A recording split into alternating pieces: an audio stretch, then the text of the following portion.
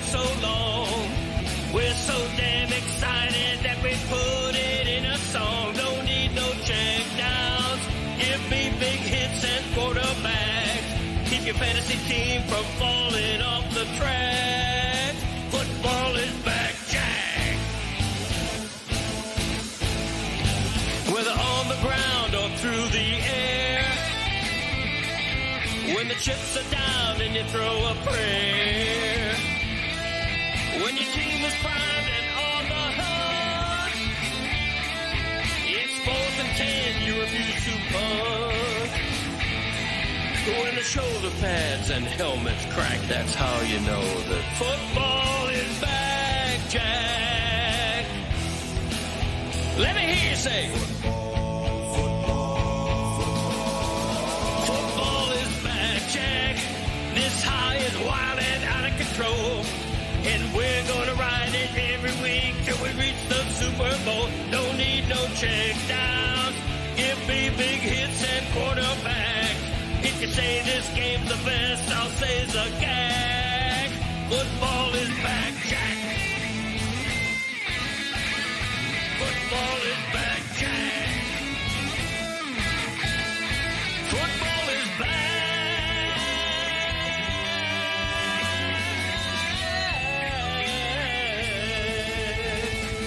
Football is back, Jack. Look at all the space I have today. Look at this, everybody. Sitting on the throne by myself in the big room. Hey, everybody, come see how good I look. All right.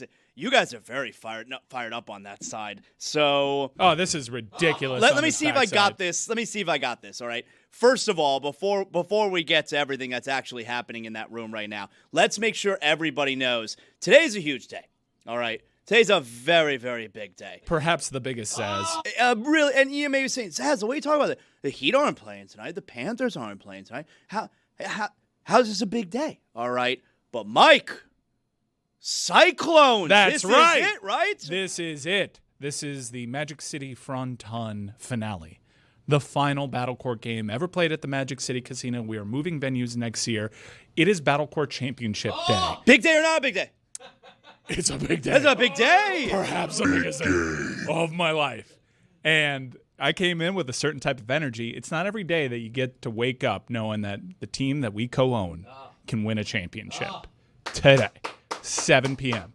Live on YouTube, live on the ESPN app. ESPN3 is still a thing, I've been told. Now, that's for real. Like, it's on. Yes. I'm on ESPN tonight. I'm on ESPN radio tonight. You are busy. You have a good excuse. I could literally Google what you're up to tonight. But, like, I could tell people while I'm on tonight, I'm doing the show with Amber Wilson, and I could tell people while we're on, like, hey, you could go watch on the app. You could watch the Cyclones. That's a right. real thing? That's right. If you want to see a championship tonight, like, 'cause a lot of people don't know. Some people are just at home. What do I want to watch tonight? You could see a championship tonight. If you're not in Miami, if you're listening to us abroad, I just booked your Friday night plans. Yeah. Open up a nice bold cab, cuddle up on the couch, and watch the Cyclones win a championship. How long is a highlight match? It depends. Doubles take longer in the Battlecourt final. It's all doubles. That's what the playoffs are. So this could last about like 2 hours. It depends. But is it kind of like tennis where it can be is. really short or really long? Anywhere between 2 and 3 hours. 3 would be a long match. Three's a long time, man. 3 hours. Oh, stop. All right. So Everything slows down in the playoffs. How long is the radio show? 3 hours. Okay. On 7 to 10 tonight. Okay, you want to do it live from the Fronton? I would. That would be amazing. It does get a little loud. Would be amazing. Why don't you do it? Yeah, you should do it. I mean, I feel like it's a little bit late for me to sell that to ESPN. No. Hey, come set me up down at Magic City. Live from a championship. I know. I would like that, but this is something we should have arranged before 10 hours till showtime. You could argue corporate synergy. Hey, we have a championship game being played on the ESPN app. And I can broadcast live from there. You guys send Great internet. You guys send me to some of the biggest sporting events in the nation. That's right. And this is one that's in our backyard. Now, when I'm selling it on the air to listeners, like, hey, how do I sell it? I think you should, number one, tell your update anchor to play it straight. Like you have sport. Do they still just do it at the top of the hour? Yeah, wouldn't that be amazing? Top and bottom. Top and bottom. Depends what day part you're on, but tonight when I'm on, it's top and bottom. Top and bottom. Here we gotta legitimize this sport. So just make sure It's pass. It's a simple sell. Yeah. Hey, sports fan, do you like to witness greatness?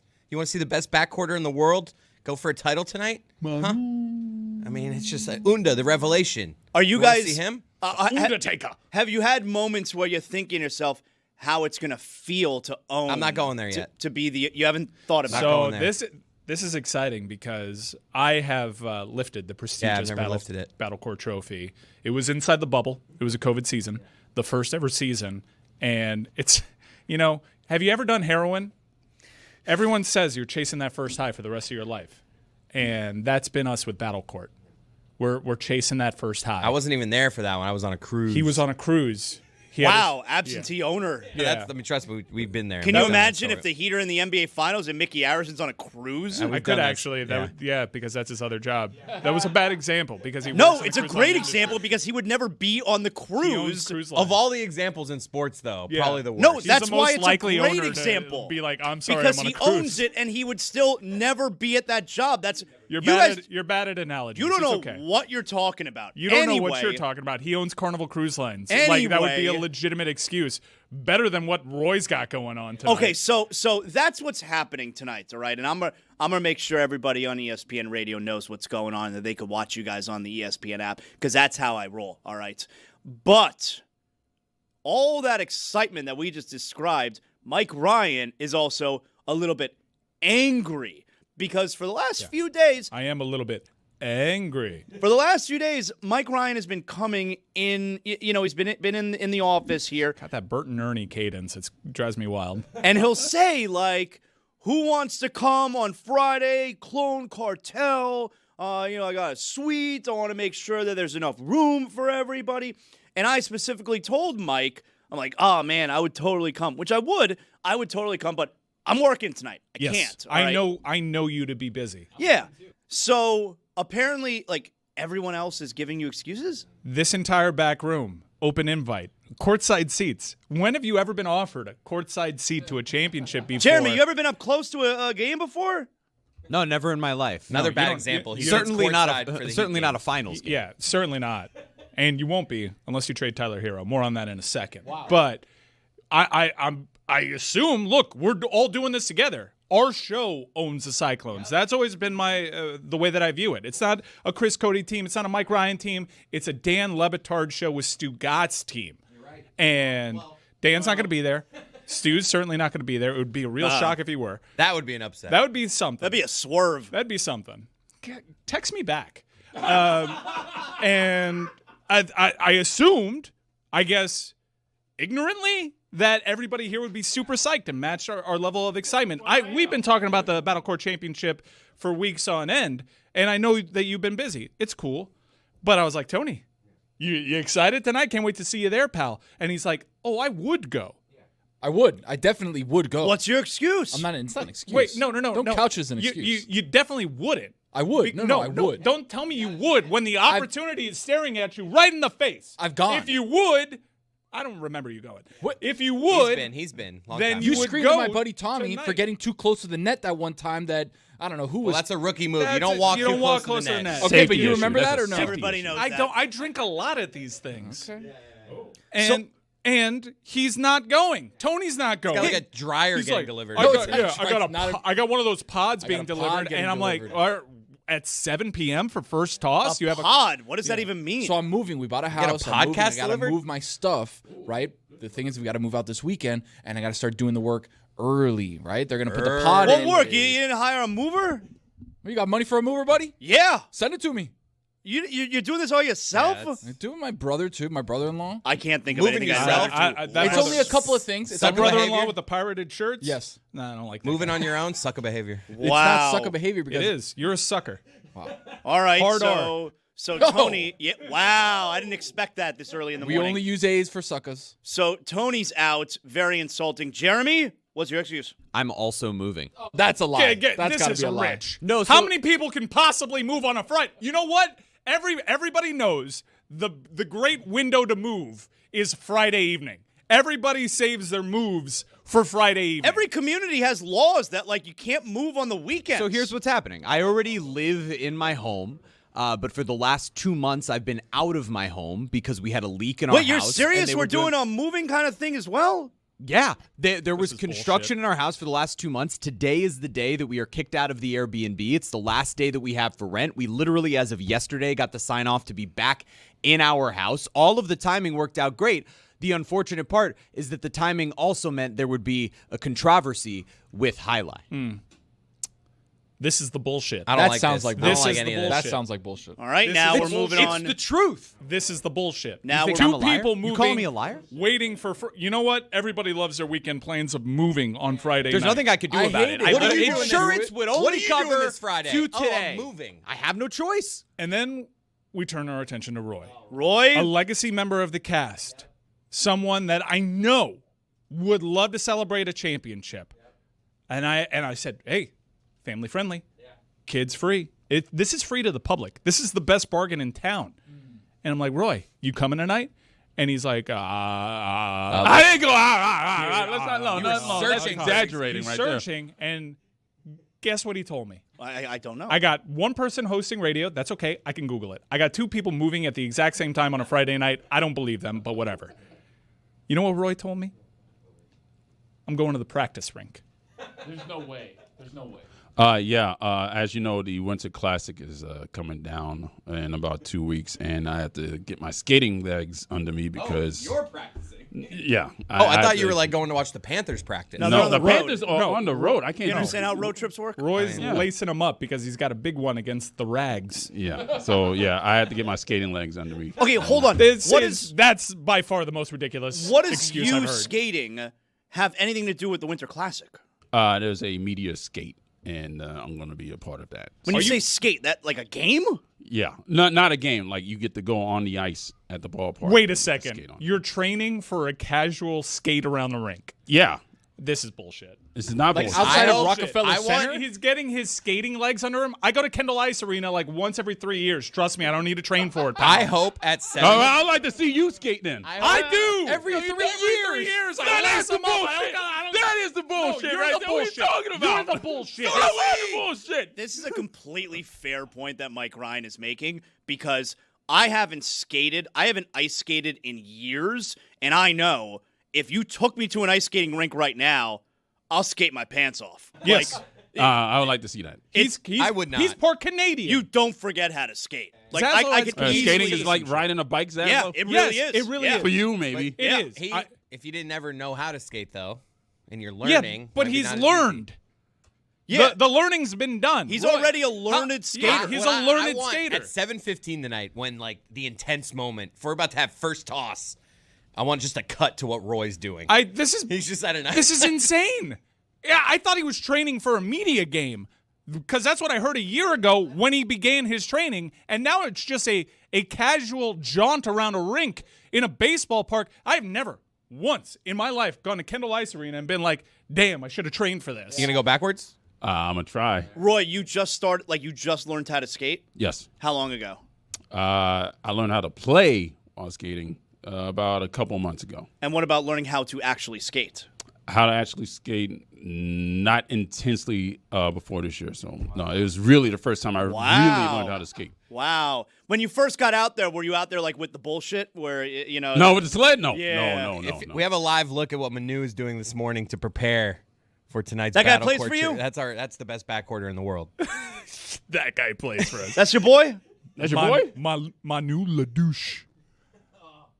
That is AI. I don't want people to think he's actually He smoking. doesn't smoke But that's on what game we days. imagine he's doing right now. Yoga? Roy, I want to hear who, and we're going to get back to the clones, all right? I want to hear who else is skating in this media skate. Well, I don't know. I just know that the Porky. league emailed me. I'm that gonna there was a text. media I'm gonna skate. text. They all the media emailed you to be people like, that "Hey, I Roy, do you know. want to skate before the game?" I'm texting Peter Black. It's right not- now. it's Hey, not are you before training the for game. this casual skate? What is it? It's like, I don't know, maybe a week or two, or a week before the game or something like So it's that. a week before the game that you're Yeah. just going to skate on ice. I could take you to I Kendall will Ice Arena. tell you what. I'll make you a promise. I will go watch your little bullshit skate around and support you if you and the family, including Princess Claire, come out and support the team you co-own tonight Magic City Fronton, 7 p.m. first toss, Eastern. You need a credential for the skate there. For the fronton? Are you telling me I can't come to your casual skate? Hold on a second. You can just regular Are you people. telling me I can't pull a cred? Let me tell you, I'll be there with a lanyard on. All right, Okay. I will have a fancy ass lanyard. He'll in wear a Vice City hat. colors. He'll wear a hat that says press on it. I will be there. He'll have level 1 access. I would Yes. love to see you. Yeah. He'll be on the ice with you. How about that? This Oh, is, you got skates? this is yeah, and I don't need to own train for it. skates? I don't need to train You for own it. I'll be skates? like, well, it's one of those times once an Olympiad, Mike laces them up, and look, I'll be fine. I'll be okay. Race around the ring? Yeah. Oh, yeah. I'll be okay. This is the bullshit that I was telling you about, Zaz. Wow. Roy, look at me in my eyes. Wow. Bad excuse. Oh my God. Roy, Bad imagine excuse. game 7, and you're like, Chris, you going tonight? And I'm like, I'm going to play volleyball with my friends. No. Chris is like, I got to practice volleyball because I'm playing in a couple of weeks with my friends. Roy, what would happen if you didn't go to practice tonight and you show up to the media skate? Like, would you just be falling down all over the place? Or, Roy, what's the matter? Like, I went to Cyclones. You think they're going to be scouts there? Think the Rangers are going to be there? Like, wow, that guy should have trained 3 weeks ago. You don't know. I mean, at least Roy's being honest. Jeremy's just making up Making moves. up a Jeremy- move. No, see, I was just thinking to myself, I feel so much better. I feel almost no guilt now because I actually have something to All do. right, so if we're going to What are rank. you talking about? You actually How many more times, times? Roy? How many more times do you plan on skating before this ultimate practice skate? Great question. Hopefully several more times. Right, exactly. So you got several more So this opportunities. isn't just the That's only already opportunity. That's a worse Yeah, answer. you made the you plans. could possibly You give. gave them the plans. I have no choice. I'm under contract. Your last I opportunity. have to be out of this Airbnb. What even know there was possibly be more important than the Battlecourt championship? More money on this Airbnb. Is the AC not working? Gotta It's tell you. hot. Unbelievable. Gotta tell you, a little disappointed in this group. So Mike, Chris, because both of you guys, you'll obviously be there, you're owners. They don't do Fuentes will be there. Okay. Ethan, If we had if we haven't sold you yet, Ethan's going to be there. if we had to rank level of No, disappointment, definitely not going to be there. if we had to rank level of disappointment with unattendance, Number one with a bullet is Roy. That's the bullshit. And I don't believe Tony. Straight up. His excuse is I got a pod being delivered at 3 p.m. Eastern He'd be time. there. I didn't say 3 p.m. I said the But- window is 5 yeah. to 7. No, you didn't. No, you didn't. So if we hit that early No, you window, you'll be didn't. there. yeah. You said you would. I said I would. You said you would. I would. Opportunity would. is a knocking. Yes. Once it knocks, then I'll know. All right. And 6:35. I'm like, lowest- oh, I don't know. I'm in West Kendall. Lowest on the spectrum of disappointment is Jeremy because, quite honestly, between us, I didn't even want him there. I had to invite him. Also, keep in mind, this is going to be content for the hockey show. So Well, what? This is content for the hockey show? What? The Dan Le Batard Show with Stugotz owns a flippin' team. We can win a flippin' championship. Content for the hockey show, trust me, your content for the hockey show is going to be fine if you don't get one of your next 6 training skates in. This is the bullshit. Boy, I did not expect a Friday. We should all be in a great mood today. We should all be excited about tonight, and I did not expect this level Our mascot's of here. disappointment. the mascot. Yeah, name the mascot. I don't know what goes with Clooney. Do we call him Clooney? Ooh, that's a nice name. George No, you say George Elvis. Clooney. George Clooney. It's a nice name. Yeah. Go get George Clooney. George Clooney. Bring Clooney in here whenever he's ready. Bring him in here. He can hang out. He could support tonight's efforts. Bring him. There he is. Bring him in. Look at that. Oh, it's a little bit scary because he's a cyclone. You know, I'm a little scared. Oh, here he is. Hey, Clooney, my man, come sit down right here. Just hang. Hey, out. Georgie. Here you go, George Clooney. There he is. Can he sit in that is the real question. Let's see. All right, he can sit. All right. It's just gonna be grilling me here. You know why we're not going to the Super Bowl this year? That costume. You're looking at a $20,000 costume. Worth every penny. So you're a little disappointed, and I get it. Hopefully everything works out for you tonight. But let me see if I can try and turn that frown upside down. What's that slogan from? Anyone? I don't know where it originated. Lionel Playworld. Turn that frown upside down. I Come don't know. on. I'm sure they said that before. Put that thumb in this direction. That was the big rival to Toys R Us growing up. Lionel Playworld. Anyway. I thought it So, was KB Toys. KB Toys was a great toy store growing up. They had one in Aventura Mall. I used to love going to KB Toys. Yeah. You went to wait. Weren't you like 18? Wasn't 18 what? When the KB toy store opened up in Aventura Mall. No, KB Toys, man. I was a little boy. They had KB Toys. It was right next to J.C. Penney. Man, you don't know what you're talking about. Well, I get a clue. That's right. I forget that Aventura Mall was like a mall before they totally redid it. Yeah, Aventura Mall's been around forever. Yeah, but like it wasn't worth a note at all until they redid it. I don't like it now. It's not good now. It's far as hell from where It's we not are. good. Aventura is so far. How do they still call that Miami? That's not Miami. That's not. It's Let's be honest. Dade County. No, It's it not isn't. Dade County. Yeah, it's not. It is not. It takes you 2 hours to get It's there. on the border.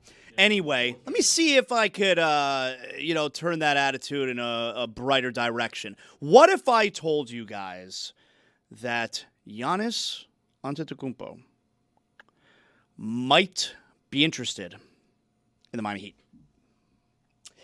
What if I told you that that's the direction that the reports are in right now? That Giannis, there are reports out there that Giannis Antetokounmpo might be interested in the Miami Heat. Would that be something you would be interested in? I might would be be. interested in that. Just give me a second. I'm gonna pull out the dent that's in George's eye.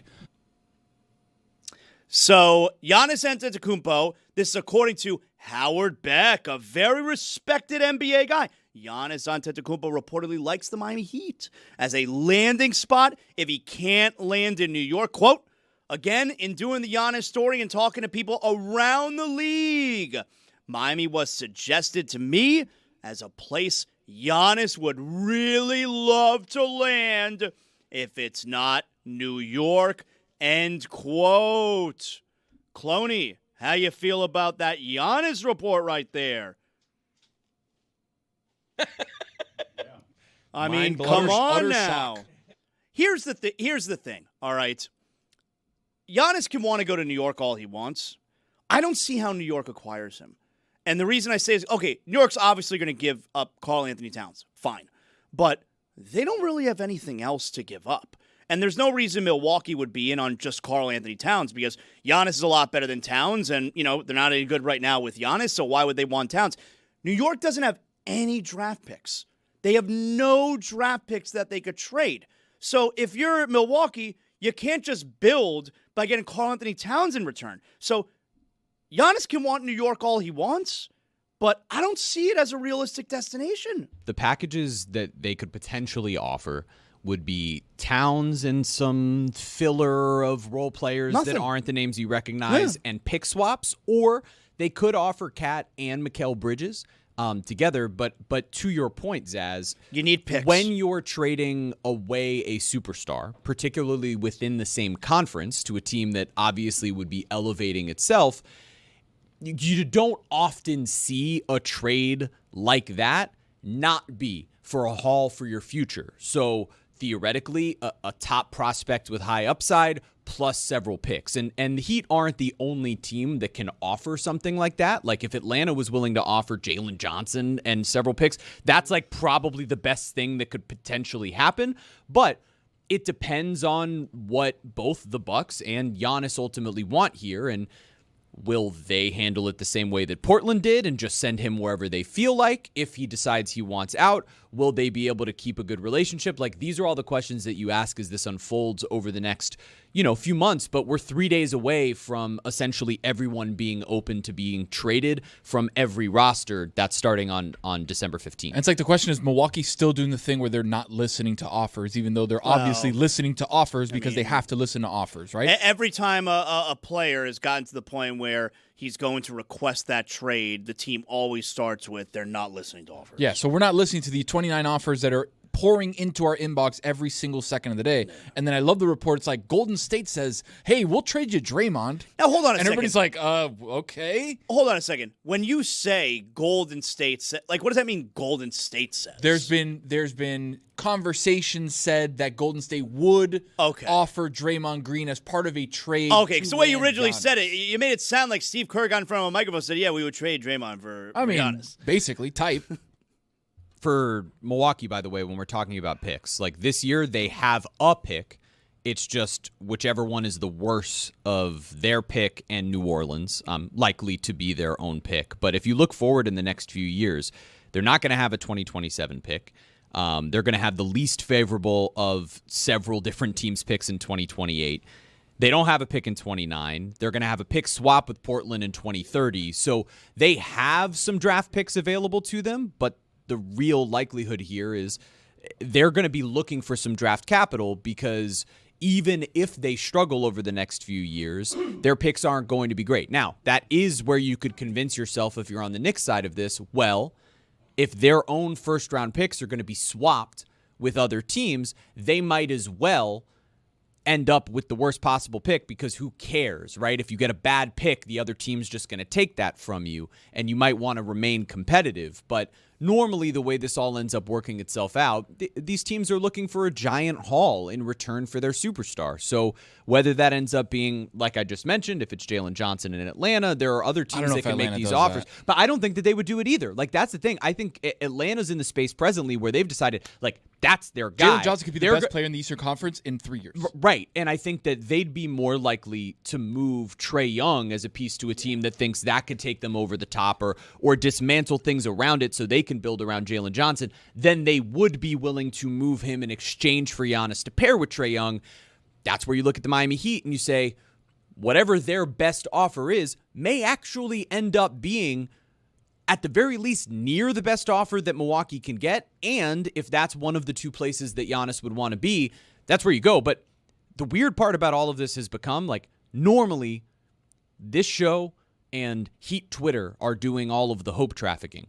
Right now, we've all been sort of like resigned to Giannis won't end up here. And this is all coming from national voices. Howard Beck is not a guy who. It's funny that you're saying that because I haven't seen a ton of it from Heat fans either on social media where it's like the Heat are going to get Giannis. They should do this. That. He's finally been broken. Maybe. Why does Mike look like Nick Cage on skates in this? It's like very Con Air, right? Yeah, you look That's like me Cameron with a Poe. lanyard at Roy's skate around. And look how confident I am upright on my skates. Ankles not turned Nice in. You know arms, why? though. It needs the sleeve. But honestly, it looks a little bit more like Frank Kaminsky. And look, you got the lanyard and the I got credential. the lanyard. You belong. I look like Mr. 305 Eats there. Shout out to George. Yeah, shout out to George. We like George. George went to the last Battlecourt championship that we were in. We lost that one. We're 1-1 in the Battlecourt finals. Not George Richards. You're such a mark for hockey, dude, man. get who? What a who the mark. hell is George Richards? What a No, you Roy. don't do who that No, is. no, Whoa, no. Yeah, back Back off. off. We Back- love George back Richards. off. He's a great I don't know guy. who that is. Roy, Mike, you don't know that fool? Roy, I don't know that fool. I'm Bite your making a tongue. personal appeal. It would mean a lot to me and Chris. I feel like I'm speaking for Chris here. May I? You may. We want you there. We want you. We want Anid. We want Claire. We want the Bellamy's. Princess Claire. We want them all there at the Magic City for on time. Bellamy's. Yeah, but Roy wants to go skate. He'd rather skate than go to the Battlecourt Championship. That's embarrassing. You shut the I'll be there Whoa! in spirit. What a dirty fake out. That was a good psych. Mike, I have good that news was for a you, good though. sight. Yeah. No. I can't make it. That's great news. Yes. That is good. And I'm sending my replacement. Jason will be there. Oh, I love your brother, George Jason. Harrison. He'll Yeah. be there in my Your stead. brother's All right. really Does he good need when a he's plus on one? this show. I'll ask him. Jason Taché can do whatever he wants around these parts. He is A-OK with me. So terrific. So Jeremy explains there what Milwaukee would want in a potential Giannis trade, and here's where Adam Silver, the softest commissioner in all of professional sports, is really screwing the Heat. All right, because the Heat only have the Heat can realistically put together a package for Giannis. All right, a package that starts with Kela, where of course you're going to throw in Tyler Hero most likely as well, and we'll give you Nikola Jovic too. But you want to have the opportunity to give all the picks, and the Heat only have 2 tradable draft picks right now. Why is that? That's because the Hornets and the NBA screwed the Heat. All right. And, like, Tony, you understand how this works? Like, why? It wasn't even a screwing. It was a royal screwing, Zaz. That's right. They screwed the Heat. And what's Adam Silver doing about it? Sitting on his hands. Nothing. That's his move. Do nothing. He's doing nothing. Some people do something. He did nothing. He does nothing. This is going to get figured out, right? No. Why? You don't think it's gonna get What figured out? faith do you have in it getting figured out? It's just so unfair. Yeah, it's very unfair. Yeah, maybe there's a memorandum we can send like, hey, guys, this is unfair. A memorandum of understanding. Yeah, one of those. Oh, don't get me started on that. I was listening Miranda? Memorandum? I was listening to an Ivan Mizell interview What do you say? on it was actually pretty interesting. Ivan Mizell wrote a book about Notre Dame, and he is also on the college football playoff selection committee. Yeah. And he joined a podcast. Didn't he used to be like a reporter for ESPN? Yeah. Writer, yeah. Excellent writer. He How many CFP podcasts have you listened to the last couple weeks? I've listened to a lot of them. You're a But 1.5 this- speed guy, right? But yeah, I'm 1.75. Wow. But I never do that. Should I do that? Oh, yours adjusts. 1.5 you figure it out. 1.75 is hard. 2.0 is a little crazy, but I- 1.75. you I can read a cook. book about Garth Brooks allegedly being a serial killer in like a day. So, anyways, Ivan Mizell was on this podcast. It was Gene Wojciechowski or Wojciechowski? I think it's Wojciechowski. Yeah. I think it's a Howski. I think it's Howski. Pat Forty and some other guy. What do you say? And Ivan Mizell was on it. And this is the first time that I've heard anybody from the college football playoff selection committee do an interview. And as you know, Ivan Mizell made news recently because Notre Dame's bookstore canceled an appearance because he wrote a book on Frank Leahy, the Notre Dame coach. So whenever Notre Dame came up in the Well, college that's not why football, they canceled it. They canceled it Yeah. because he's on the committee and Notre Dame got left out. yeah, Ivan Mizell, by the way, was not happy about that, and they've since rescheduled. In fact, Pete Bavacqua, he reached out to Ivan Mizell to apologize because the bookstore was acting independently. Ivan Mizell was ready for all the smoke. Any hoodles. Ivan Mizell gave keen insight into the selection process, and I thought I would come away encouraged by it. I was more gaslit than ever because Well, he recused himself, right? he did. Anytime the Notre Dame Fighting Irish would come up, like a light would go up on his laptop. He's barred from talking about Notre Dame because he wrote that book, Maybe and a light Stanford. would come up on his laptop. A light would, like, they're all like in this meeting room, and anytime like they talk about Notre Dame, like a light comes up on his laptop to signal to all the other committee members, like, yeah, he can't be here. There are certain like tiers of access. He had access to remain in the room. Some people have to recuse themselves completely and have to leave the room entirely. Well, yeah, isn't that what happened with Ward Manuel a couple years ago with Michigan? Yeah, Ivan Mizell was able to stay in the room, just he would have to be, zip up the lips. Wow. So Ivan Mizell was there and he was explaining like the whole like Miami, Notre Dame, because it defies common sense that no one in that room until Sunday was like, guys, these two teams played and Miami beat them. But he was genuine in that the head-to-head never came up with Miami. Not once. And guys, what are we doing? You don't believe him? So the way, like, I sincerely, I do believe him because him. someone can come out and say that's not true. I believe him, but this is where I lost so much faith in the process. His argument for, like, let's say the penultimate episode was BYU in between Notre Dame, who was ahead of BYU and Miami. And the way that they would genuinely look at it is, well, we think BYU is better than Miami, and we think Notre Dame is better than BYU. And that's, like, when you hear that in a vacuum, you're like, okay. But Miami and Notre Dame are 10-2, and Miami beat Notre Dame. This is common sense. How can BYU be better than Miami, but Notre Dame be better than BYU if Miami beat the team you're saying is better than BYU? That's transitive theory. That's right, the transitive property. This is common sense. This is applied in AP rankings since the dawn of the AP rankings. Yet, for whatever reason, these 13 people never thought until Sunday that this was ridiculous. It boggles the mind. And I came away saying, thank God for this weekly show. Thank God for it. Even though it's like a dog and pony show, even though it was part of the problem that Notre Dame rightfully has with this process, it holds people accountable. Because in that room, those folks, clueless. Wow. They're clueless. And I like the fact that there is a weekly show to hold people accountable so you can get outraged. And yeah, does it farm outrage? Absolutely. 100%. That's part of the deal. But some of that outrage is warranted, and it could actually bring about change. In all seriousness, instead of having these athletic directors and people who we don't necessarily believe are the most informed, why can't they have, some of the top college football media people who we know are well aware of everything that goes on with all of these schools and these teams and what have you. Like, why does it have to be these, these athletic directors who we don't necessarily trust? It should never be an athletic director. I don't understand why it should be, even though I Why can't lack it be faith top in college football media people? it should be like 13 Ivan Meisels. Yeah, that's what I'm saying. Yeah, Tim Kirchin. There is such a conflict of interest with an AD being in that room. Crazy. This is such a transient There business. should not be a scenario where, in this case, it's Ivan Maisel. There should not be a scenario where someone has to recuse themselves from a conversation. There is, like, you've known ADs. That very rarely do they stay at one school. They've all gone through some sort of climb.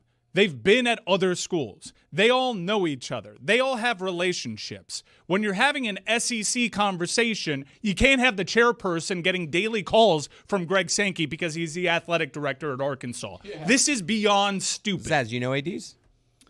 No. Well, you know about them. I mean, yeah, I know about, but I don't know those fools. You know about them. I know about them, but I'm not trying to conversate and hang out with ADs. Suffice to say, they're not soup to nuts over there in their administrator role. They have a climb. They go to other schools. Yeah. They get recruited over by headhunters, and they put them in place over there. It's asinine that you have athletic directors in this room. What keen insight would an athletic director have over, say, Desmond Howard? This is stupid. That's what I'm saying. What are your I understand why Mark D'Antonio is in there. I understand why Chris Alt is in there. And by the way, why is an athletic director spending so much time watching other teams' football games as opposed to paying attention to his athletic department, like his job? Yeah, that was another thing. I don't think they watch these games. He made a whole big deal about the Saturday. Like, we watched the noon game, then we took a little break, and they skipped the SEC. They didn't sit there for the SEC championship. They went back for the Big Ten title game. No wonder Alabama stayed where they're at. They didn't watch it together. What is this process? Who let him speak? Jeremy, you got the Mac Daddy offer for us? Well, I've been doing some research here into the protections on these picks. Go on. And why the Heat can't trade 4 first-round picks. They can only trade 2. Right. Now, what this is in 2027, the pick that they have going to the Hornets in the Terry Rozier, Kyle Lowry Where deal, Adam Silver's just sitting around doing Is lottery. Sham trade, by the way. Sham trade. Okay, but even with the sham trade, this is where I'm at. Jeremy, you'll admit Adam Silver's sitting around doing nothing. Oh, it's right? garbage. Yeah. It's garbage the way that this is being I'm handled. glad. But this Good is we have I him on record, think it's by the Shams trade. This is the interesting part of what Is that could a happen sham here. trade or a sham trade? Steve Martin, too. The Hornets and the Heat could negotiate to unprotect that pick in 2027. So, officially, that pick would convey in 2027, and the Heat could trade 26, 28, 30, and 32. No, that's not true. That is true. You can't trade back-to-back years. What did I just say? 26, 28, you just said. Yeah.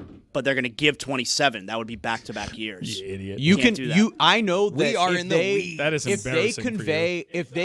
if they unprotect this pick in 27, the Heat will be able to move. That's been the conversation. They the whole won't be time, able is to they can trade move 4 28. picks. So it may be the other way. It would be 27, 29, 31, 33 at a certain point. So what If they unprotect 27 and it's going to convey there no matter what, then There- the Heat can there's trade a scenario 29 here. and 31. there's a scenario here in which the Heat would be able to trade 4 picks. Yeah. I'm a little if Adam confused. Silver gives the Heat their pick back. It's not well, okay. Either way, what I was going toward is the Hornets, just like the ACC commissioner, need to do the right thing. The Hornets need to negotiate in good faith this time, not in bad faith, not like Dan Le Batard yesterday in his argument. Bad faith. Bad take, They need too. to negotiate in good faith and help the Heat get to a space where they can have more picks available, even if it's just a second-round pick swap, to be able to help them have the most draft capital possible. And if they do, you're offering essentially everything that's valuable in the cupboard except for Bam Adebayo. I'm getting worried about George Clooney because it feels like our air conditioning cut off here. Yeah, it's a little hot. I mean, it has to be hot. He hasn't for him. moved in a few minutes. Oh, okay. All right. How sweaty are you? Is it sweaty under there? Ask him on a scale George? of 1 to 10 how sweaty he is. I don't think he can hear me, Zaz. Yeah. You got to ask him. Yeah, ask him how sweaty he is. Yo, how sweaty are you? Scale of 1 to 10. Sweaty. He spoke.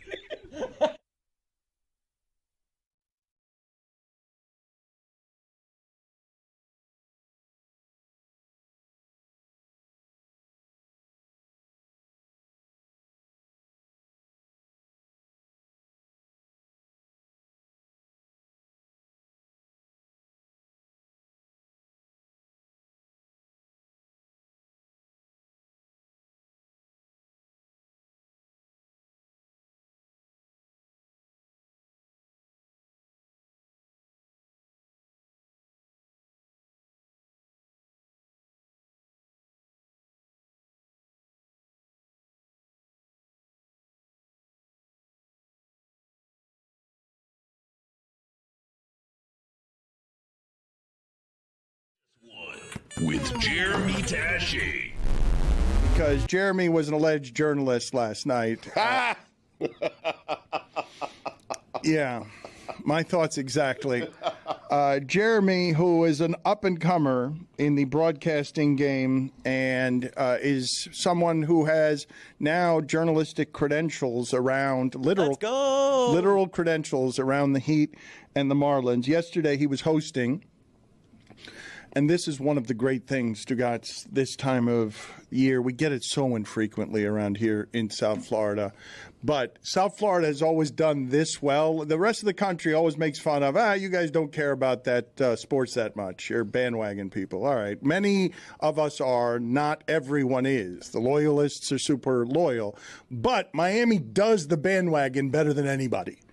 Miami does. Everyone now show up for the party. And so you have, stunningly, a hockey arena in the Everglades, like surrounded by airboats and alligators, filled with people to do the wave, watching the game on television. And at the Heat, across the street from us last night, Jeremy Taché is watching the end of that game with a lot of people who are excited. And Stugotz, I'm getting a lot of this.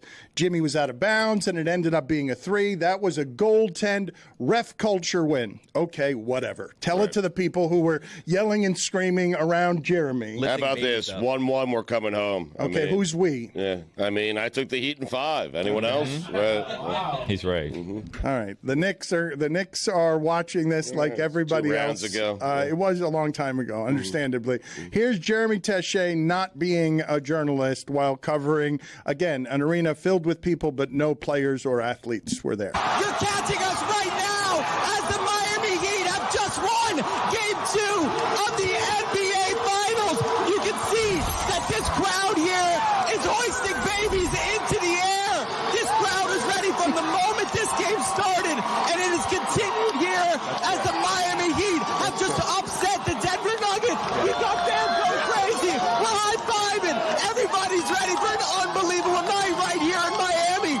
The Kaseya Center was ready for a great night from the jump, as this energy around the entire lower bowl was electric from the moment this game started until the moment it ended. As we pan out to the rest of the crowd, you can see the entire lower bowl going absolutely crazy to end this game. The Miami Heat have just won it as Jamal Murray's shot has not gone in. I cannot believe what I've witnessed around me. There were moments in the fourth quarter where I couldn't hear myself think. I don't even know if you can hear me on the microphone. What a night at the Kaseya Center as the Miami Heat take their first game, their first win in Denver, and I know that this crowd right here is ready for an unbelievable party Wednesday night, Game 3 here in the Heat's house. Guys, we'll send it back to you in the studio. Oh my gosh, Jeremy Taché doing that on 1 tank of oxygen. Not a single breath taken. He was like one of those free divers that go down for 20 minutes at the bottom of the ocean. It was a record. And if you're listening just by audio and not watching, what you didn't see in that noise is there were 11 actual babies tossed in the air. Just infants. Seems that were reckless. It does, but hey, it's Game 2. Right. Wait till Game 7 of this thing. Right. 11 babies, a fetus. It's not going 7. I said 5. That's right. You did mention that. Yeah.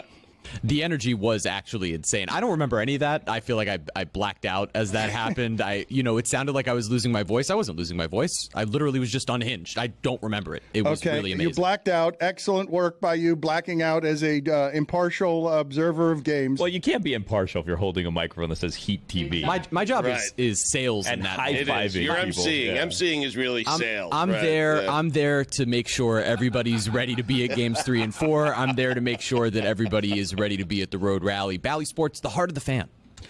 Put it on the poll, please, Juju, at Le Batard Show. Would the Zeller minutes look the same if you replaced him with a newborn giraffe? Or that newborn baby that was being hoisted into the air. The giraffe would just be more distracting. I feel like we'd have more success. No, Zeller's plenty distracting. Porter He's right Jr. now. would be like, why is there a giraffe on the court? No. Listen to me. Zeller is a strong human being. He is a big human being. And when he starts balling around there. I can't take my eyes off of him. Well, no, nobody can. Nobody can. Jokic, you're hoping to distract Jokic. It's dangerous. It's like having a wrecking ball just move through the court, but it's like on a hinge that's not safe, and it's just swinging through, and you got to be careful because every once in a while they'll put one in with an offensive rebound, but everyone be careful because it might fly into the stands. The Zeller minutes are amazing. Yeah. They're a joy to watch. Oh. Ever since Tony pointed it out, those black shoes, they don't it's help. The hair or lack of hair too. It's kind of disturbing. No, it's also the mask, or just again. I've mentioned that it should be a retainer, a wire that runs outside of his mouth. It's just like all ear to ear that could impale someone. And if not for a Theragun, that could be Dwayne Dedman.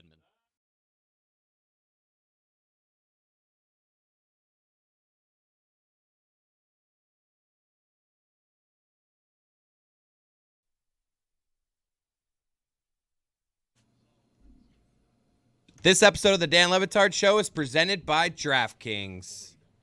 DraftKings! Yeah. The crown is yours. I saw one of those Waymos yesterday. A what? A Waymo. Don't call me out. I was on the highway yesterday. I was driving home, and it was that Waymo.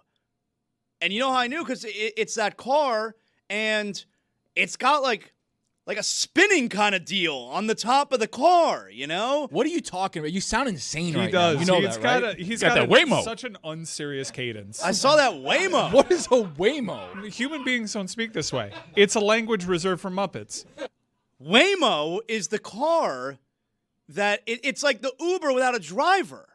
That's the Waymo. Okay. But what's the propellers on the I side? don't know. Waymo. I don't know. Burden Ernie has. It has... I've never thought about that before. But yeah, now I'm like, where have I heard anyone speak this way? Waymo. It was Sesame Street. See, look. There's the Waymo. What is it, Daz? That's a Waymo. It's got the thing on top of the car. I don't know what that thing is, but it also had all kinds of other things spinning around it.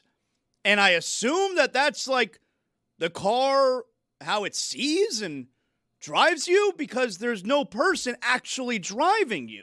Now, I saw some of them last week. I was in Atlanta. I saw a few Waymos. But for the first time, I saw one yesterday on the highway. And you're telling me, you expect me to get into a Waymo with no driver and we're going to go on I-95? I'm sorry. You scared? Yes. I knew you were a scaredy cat, though. That and the haunted hotel, I knew you were a scaredy cat. I saw it the moment I saw you. Whatever, dog. I got no problem admitting when I'm scared of things. And yes, I mean you've seen what I-95 is like. It's like Mad Max. I'm gonna get into a car with a robot driver on I-95. The hell are we doing? This episode of the Dan Le Batard Show is brought to you by the letter W for Waymo. Unless, of course, Waymo is a great sponsor of the Dan Le Batard Show. And then Roy's I'll got ride me everywhere. On skates today. Chris is about to have a heart attack. Just like him later. Roy's just like fooling me left and right. Crazy. It does seem like a Waymo convenient way to travel. Oh, come on now. Let the Fuentes did it in my ear. Let the joke sit. I had no choice. No. Wow. See, Jeremy, how we couldn't tell Roy was going to a joke? Yeah. I do it on purpose. I don't know how many times. Wimbledon ass shirt. So last night the Falcons beat the Bucs 29-28. What's going on with my Bucks? Cooked. The Bucs were leading that game.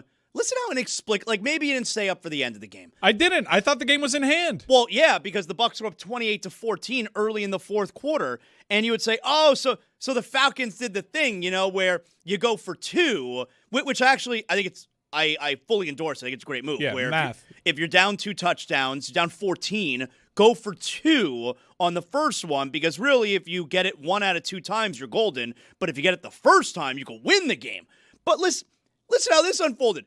It was 28-14. They get the touchdown. They go for 2. They miss it. Okay. They wind up getting the next touchdown. They go for 2, which has to be for the tie. They miss it. Huh? They still wind up winning the game. Baker threw an interception in between. There was a 3 Poor and out. interception. Yeah, Proving why it was you go bad. for that method, because you can still get the ball back even if you miss both. Baker had a bad pick. You remember when Gruden was talking about the turkey hole Yeah. between the corner and the safety? He tried to slice into the turkey hole. Corner made a great play on the boundary and intercepted it. I saw Mike Evans played well, though. Dude. Well, Mike Evans, who's been out for the last 10 games, just shows up to work and has 132 yards. Like Mike Evans, low key, gonna be the Hall of Fame. Yes. Not high key. Guaranteed. Yeah, high key. High key. It's hard to get in as a wide receiver. High key. Okay, no, I'm with you. He opened things up for Egbegbu. Because he hasn't been himself lately. Finally. Yeah. You also have the Rookie of the Year future. Offensive Rookie of the Year. Me I mean, too. jeez. It's been a rough month. Should have cashed that out like 4 weeks ago. So this is really bad for the Bucs. Those are 2 really bad losses. Now, correct me if I'm wrong. Do they have 2 games left with the Carolina Panthers? They do. All right. It's got to come down to that. But this season Panthers are in it in the division. Well, don't look now, but the Panthers right now are sitting in the 4th spot in the NFC playoffs. Right now, they have a home game in the NFC playoffs. And yes, they do play the Buccaneers twice, including, not this weekend, of course, but next weekend. The Panthers this weekend have the Saints. So pretty likely Carolina right now is going to be a game up. Have you ever heard Angry Todd Bowles? That can't be a thing. Todd Bowles looks like the most mild-mannered dude there is in the NFL. And so here's Todd Bowles after the game last night, and I think he's upset with his players. What do you tell them in the locker room after a game like this? It's inexcusable. You don't make excuses. You gotta care enough where the shit hurts. You gotta care enough where the shit hurts. It gotta mean something to you. It's more than a job. It's your livelihood. How well do you know your job? How well can you do your job? Well, you can't sugarcoat that shit. It was in the excusable, and there's no answer for it. There's no excuse for it. That's what you tell them in the locker room. Look in the mirror. Jesus Christ. Like 7 bleeps? That was insane. I mean, for a guy who never shows any kind of emotion. It's going to be me. We don't win the Battlecourt tonight. He somehow didn't show emotion there. Right. He's still a guy that never shows emotion. But those cuss words mean more when it's from that tone. You say cuss? I was caught between cuss and curse. Yeah, I say curse. I mix it in every now and then. Do we have another clip? Yeah, we have more here. At this point, you've seen everything in the season. The coaches have done everything they can do. This is a player-driven team in the last 4 or 5 weeks. You got to execute, and they got to hold each other accountable. As a coach, you can sit there till you blue in the face until they start holding each other accountable and doing the little things right. And that's not everybody. We're talking about a small select few, but the small select few is what's getting us beat. And until that happens, it's not going to get right. So we got to get up and go to work tomorrow. No matter how bad today looks, you got to put it behind you, and we got to win the last 3 games. We know that. Why don't we play that? He didn't cuss once. Oh, wow. So an inordinate amount of curse words. I don't say cuss. I don't know. It feels weird to me. An inordinate amount of curse words and straight up blaming his players. I don't know. You don't see it very often, man. Said a select few is what loses the games. Like he knows exactly who he's talking about. I'm sure the other guys are like, he's probably talking about. So by that math, by week 14, you're just done coaching. All right. Who's you he guys talking? got this from here. Who's he talking about? Is he talking about Bake? Better not be talking about Bake. Is he talking about Bake? I don't think so. They were 5-1. The Bucs are now 7-7, and they could totally miss the playoffs. Yeah. That's not an option. Not going to happen. What does that mean? Not an option. No, it's not an option. Bucs are beating the Panthers twice. This can't be. It just can't be. It just can't be. It can. It can't. The Bucs navigated the hard part of their schedule. They had an insane schedule so far, and they're tripping up over the Saints and the Falcons. They're going to get this right. They're going to fix it. It just can't be. It just can't be. Those division games are tricky. That's why you play in a conference. You play in a division. You know how that's right. All of a sudden, you start playing Notre games. Dame people with the bullshit. Thank you. Thank you. A conference game is so difficult. Exactly. Division rivals, they know your tendencies. Mm-hmm. Tell you, between Milwaukee and Tampa, not a good day to be a Buck. The other side of things with the Falcons, this fantasy football playoffs going on right now. If you play fantasy football like this, the playoffs, and you started Kyle Pitts last night. Well, what I'm saying is, it feels like if you've been waiting 5 years for Kyle Pitts to be what you thought he was going to be when they drafted him, number 3 overall, 4 overall, it seems like maybe they finally found him. Yeah, 166 yards, 11 catches, 3 touchdowns, but those can be random. But 11 receptions for 166 yards. Kyle Pitts. Did I see that was like the best tight end fantasy performance ever? Just period? No Since like 2000 or something. According to Hayden Winks, his 40.1 half PPR points were the third most by a tight end in NFL history, All right, and most since 83. 7% of the fantasy points he scored in his entire career were last night. Wow. Do you have the top 2? Because I would like to guess. I'd like to guess too. Kelsey's had, it said 83, right? Kelsey, maybe. Shannon Sharp, I think, has had an incredible game. And I think Kellen Winslow Sr. has had an unreal game. I haven't looked that up. That's off the top of the dome, by the way. You have to go Gronkowski with one of the first 2. I mean, what do you don't know? I don't know. You have Antonio to go Gates Gronkowski. could be up there. Yeah, and I would go Antonio Gates. I go Gronkowski and Antonio Gates with the 2 half PPR with the 2 greatest fantasy performances. Darren Waller had had like a 200-yard game, I think. He had close a to banger. I know. I want to change. Jeremy, give me that answer. What's taking so long? All right. I've got it. Do you want PPR or half PPR? Half. Half PPR, Kyle Pitts is 5th ever. That stat you just said, he said he was 3rd. 3rd probably since 83. What mean since 83? Like, there are people before 83? They had no stats. I don't know what to tell you. This is what they said that. This is what I got here. Tight ends were very per productive stat in the 50s. muse, okay? Top 2. It's the stat that was given to me by the internet. So, Kyle Ditka's Pitts on this list. Kyle Pitts being at 40.1 and half PPR is number 5. Number 4, Kellen Winslow. What do you have? Junior or senior? We don't talk about junior. Senior. It's only senior. We don't talk about junior. Senior. Wow. It was in 1983 on December 11th. So what? How many years? 41.2 points. Then Rich Castor. I don't know that fool. Back in What are the stats, 1972. What are the stats? Like, what are the stats? Because Pitts had 11 for 166 and 3 touchdowns. What did Kellen Winslow have? Let's find out. I don't know how to. I'm trying to. It's weird. This. Keep going. You're I good. love this list. Number 2. Can you do the top 30? Mike Ditka. 41.5. Really? And then this is crazy. On November 22nd, 1981, Kellen Winslow Sr. I told you. 50.9. I told you Kellen Winslow was a dog. Wow. You know who's number 11? Taysom Hill. How about that? He had a monster game where he had because like 6 touchdowns. Yeah. He had 2 throwing, he had a couple QB. catching, couple running. Tickle me with a couple other names. Who else is on there? You got Jimmy Giles. No Heath Miller game? Todd Christensen. Hey, Brock Bowers, number 16 overall. We got a Mark Bavaro sighting? I've yet to Travis Kelce, 21. I've yet to Where's be- the big TJ dog? Hawkinson. I've yet to How be about out. That tickled me a little. Pete Retzlaff? How does that give you? You got a Keith Jackson, maybe? I've only got a top 25 here. Yeah, Keith Jackson, number 18. Not tickling me. I like Keith Rob Jackson. Gronkowski. No Jackie Smith. How No about Shannon that? Sharp? Shannon Sharp's number 8. And number 6. All right, good work there, Jeremy. No Thanks. Algie Crumpler. So, all right, so Week 15 kicked off last night, and the Buccaneers, a very damaging loss, but may not be as damaging as what could happen this offseason in Cincinnati with the Bengals. Did you guys see this? So, Joe Burrow, yesterday he met with the media, and because, football players, they can only meet with media once a week. And yesterday was Joe Burrow's day. Now, don't forget, Joe Burrow returned a couple of weeks ago, and one of the reasons he said he returned so quickly from the injury was, like, he owed it to his teammates, he felt bad, he didn't like sitting around and not playing, and he loves football. He's a football player. Like, he specifically said he loves football.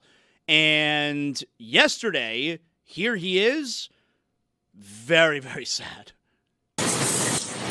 if I want to keep doing this, I have to have fun doing it. I've been through a lot, and if it's not fun, then what am I doing it for? So that's the mindset I'm trying to bring to the table. How much fun are you having right now? Is it difficult to have fun given the season, what you've been through physically, emotionally, all of it? Is it tough? Yeah, certainly. Did you have fun playing before how much of it was fun before? Winning's always fun, but in general, was it as fun before you got hurt? Did you view it that way, at least? No, I wouldn't say I viewed it that way. I think. What was the changing point? Changing point. I'm not sure there was a singular moment or of time. It's just a reflection on a lot of things that I've done and been through in my career. I think I've been through more than most, and it's certainly not easy on the brain or the body. So just trying to have fun doing it again. He's 29 years old. Sounds like Andrew Luck. That's what it immediately reminded me of. Well, someone who's just been physically beat up like that. Well, I mean, no one sounds like Andrew Luck. Golly. But to your point, 86 games played for Andrew Luck, sacked 174 times. Joe Burrow has played 13 fewer games, 73, sacked 203 times. That was crazy.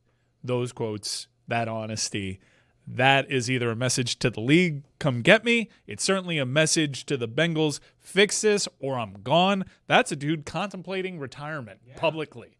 He invoked brain and head injuries. I've been through a lot personally, professionally. That was a shocking media veil. Yeah. You look at the games played too, and you look at Andrew Luck, and you remember kind of his career, and I don't really remember a massive injury for Andrew Luck that kept him out, right? Like, I think he had one time we had like a lacerated spleen or like a lacerated kidney or something, but like that feels pretty major. Yeah, no, sure, okay, but in the grand scheme of things, I mean, let's be honest, that kept him out like 2 games, if that. But when you look at Joe Burrow, and I did the deep dive a couple of weeks ago where I was looking, I was like, man, how many times has he had a season-ending injury? And it's like more times than not than he's played, he's had a season-ending injury. But again, the part that is most confusing to me about this was he rushed back.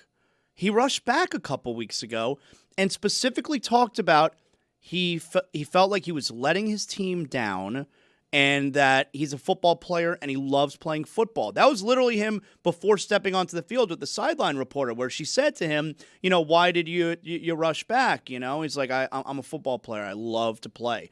And just less than 3 weeks later, this is the guy we're getting now?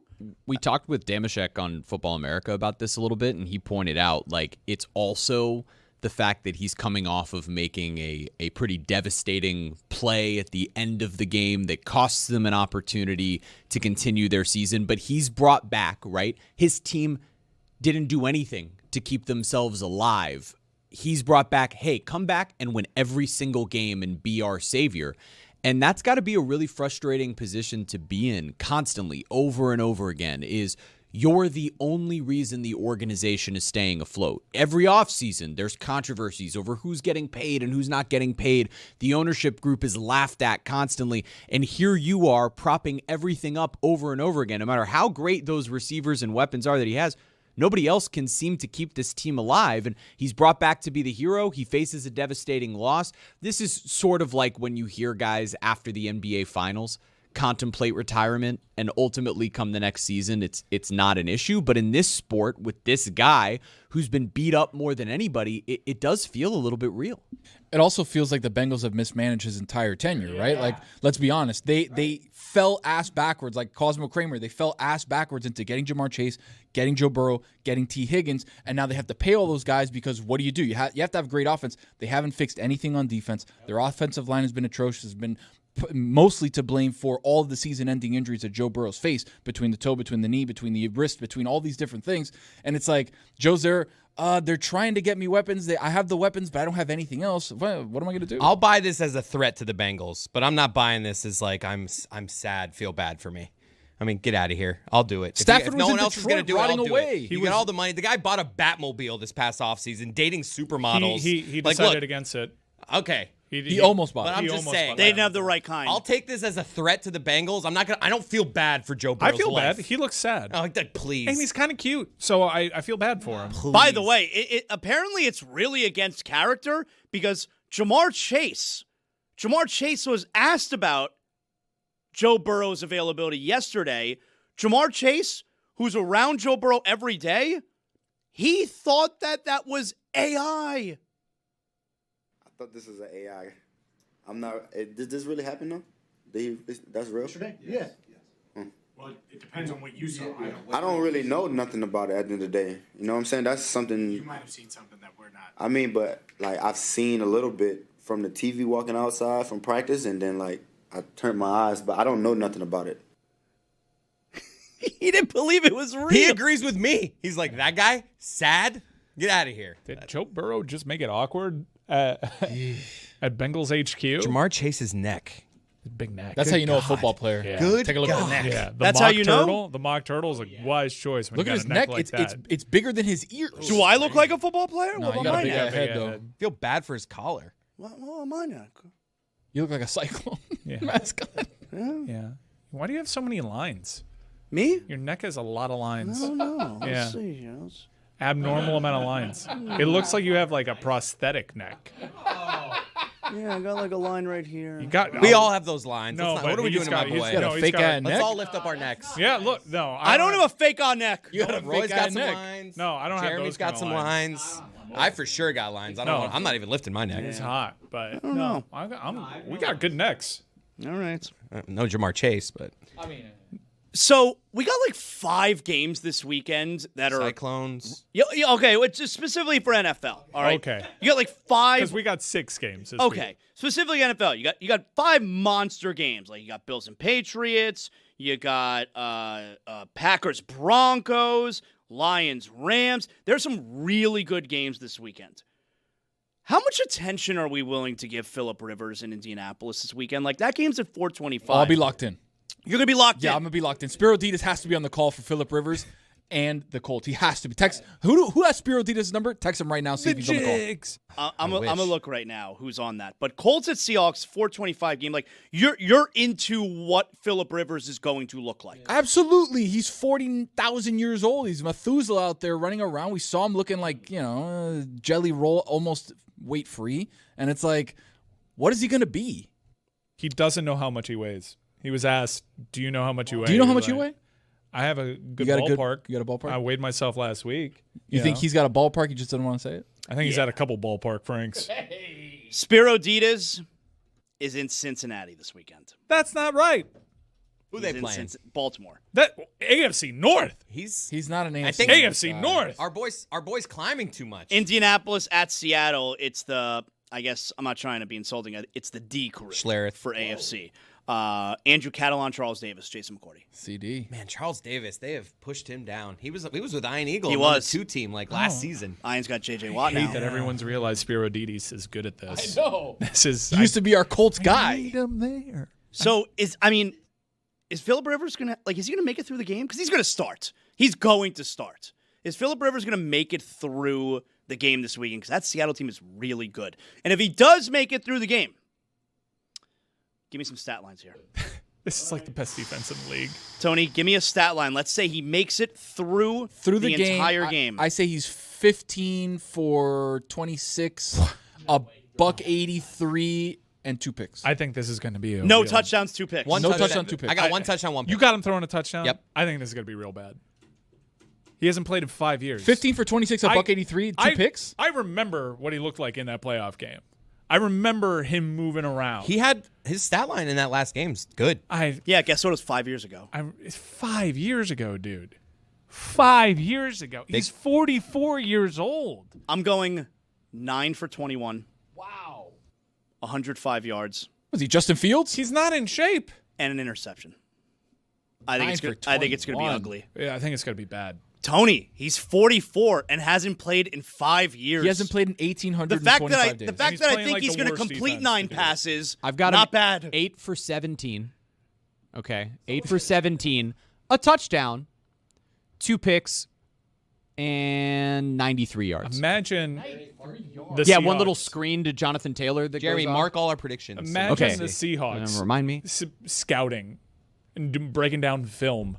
Like what? They're is it? they're laughing. Mike McDonald's they're breaking down standard def film. They go get McDonald's, right? They're like, all right, this meeting's over. It's Yeah. Phillip Rivers, guys. See you Sunday. They're laughing. It's like they're breaking down film of the San Diego Chargers versus Oakland Raiders. LaDainian Tomlinson. I mean, the running back he's got there next to him right now is pretty damn good. I mean, he's not Tomlinson. And finally, you got the Chiefs, who I guess it's their last stand. I mean, they got to win the rest of their games to have any shot at the playoffs. Like, they're not going to make the playoffs. But here's the problem. Chiefs are hosting the Chargers, all right? Here's my problem with the conversation around the Chiefs right now. People who are talking about the Chiefs and what they have to do and Patrick Mahomes, making it sound like we're watching some kind of tragedy. It's a tragedy that the Kansas City Chiefs are going to miss the playoffs. They're going to miss the playoffs, and for the first time in his career, Patrick Mahomes will not be in an AFC championship game. I got to tell you, and obviously a lot of it has to do with being a Dolphin fan, spare me with how sad it is what we were watching with the Kansas City Chiefs. As if they can't have a down year. There's not going to be a season that they don't make the AFC championship game. Like, it's this unheard of thing that the Chiefs and Patrick Mahomes can somehow miss the playoffs. Get the hell out of here. It's also funny when you think of like the dynastic teams in the AFC and the NFL. It's like Brady had the 1 year where they didn't make the playoffs because he got hurt and wasn't there, and they still went 11-5. They still won with 11 Matt Castle. games. Yeah. And then you look at the trajectory of the Chiefs, and it's like, oh, can they catch Brady? Can they be the better team than Brady's? That Patriots? was always so ridiculous. And it's like, dude, do we not remember how great those Patriot teams were? I'm glad you brought that where up. he was there every single year, and it didn't matter what was happening, who was there. Like, they were in the AFC Championship game. I'm glad you brought that up because, we're talking about, the Chiefs, they're going to have to reset. What are they going to do? How are they going to help Patrick Mahomes moving forward? And it just shows you how insane the conversation was last year that Patrick Mahomes is going to have a chance to catch Tom Brady and his 7 Super Bowls. I mean, Mahomes has already won 3, which is incredible. He's not going to come close to Brady's 7. It's so hard what Brady did. Not only that, he had his first career, right, where he won 3. Brady's potentially had 3 Hall of Fame careers. Yes, he had that first set of his career. Yep. Then he had the injury, almost perfect season. Now an entire other Hall of Fame career. Yep. And where are we in the Patrick Mahomes level, right? Like, this is basically the first of Brady's Hall of Fame career. Mm-hmm. Now Patrick Mahomes has to put together another Hall of Fame career. And I think it's pretty changing the team. unlikely. Yeah. Pretty unlikely. If this is the first season, not a Hall of Fame career. Well, this is the line in the sand season, right? This is what. This is the last season of the first Hall of Fame career? Exactly right. Nah, I think it's the first of the second. But my God, miss me with the whole, how sad, oh my God, can you believe Chiefs are going to miss the playoffs? I'm trying to win a playoff game here. The Dolphins haven't won a playoff game in 25 years. Oh my God, the Chiefs are going to miss the playoffs 1 season. Who the hell cares? Give me a break. My God. All right, everybody calm down. I've got a game. Who is the last person to catch a touchdown pass from Phillip Rivers? Oh, I like to see it. In that playoff game that he had against the Buffalo Bills that they lost. So technically, it's not even official. Well, all right. So I have both. I can give you his last regular season. Okay. Touchdown. That catch. was with Indianapolis. They didn't make the playoffs, though. They did. They did. They did. Oh, Yeah, okay. it They was did at make Buffalo. the playoffs. Was At it? Buffalo. Can I Anthony venture a guess? Gonzalez. Jack Doyle. Mo Alley Cox. Mike got it. It's Jack Doyle. Really? Jack Doyle caught that last Beautiful touchdown. man. Just a great, trusty set of hands. A wide receiver caught the final regular season one. Anybody got it? It's a name we should all know. T.Y. Hilton. That's right. How This about game was that? not fun. The part where you said it's a name we should all know. Well, once you got Jack Doyle, it was over for everybody. So, huge NFL weekend, lots of big games. If we could take a few minutes here and talk about the big story that's been in college football the last 48 hours.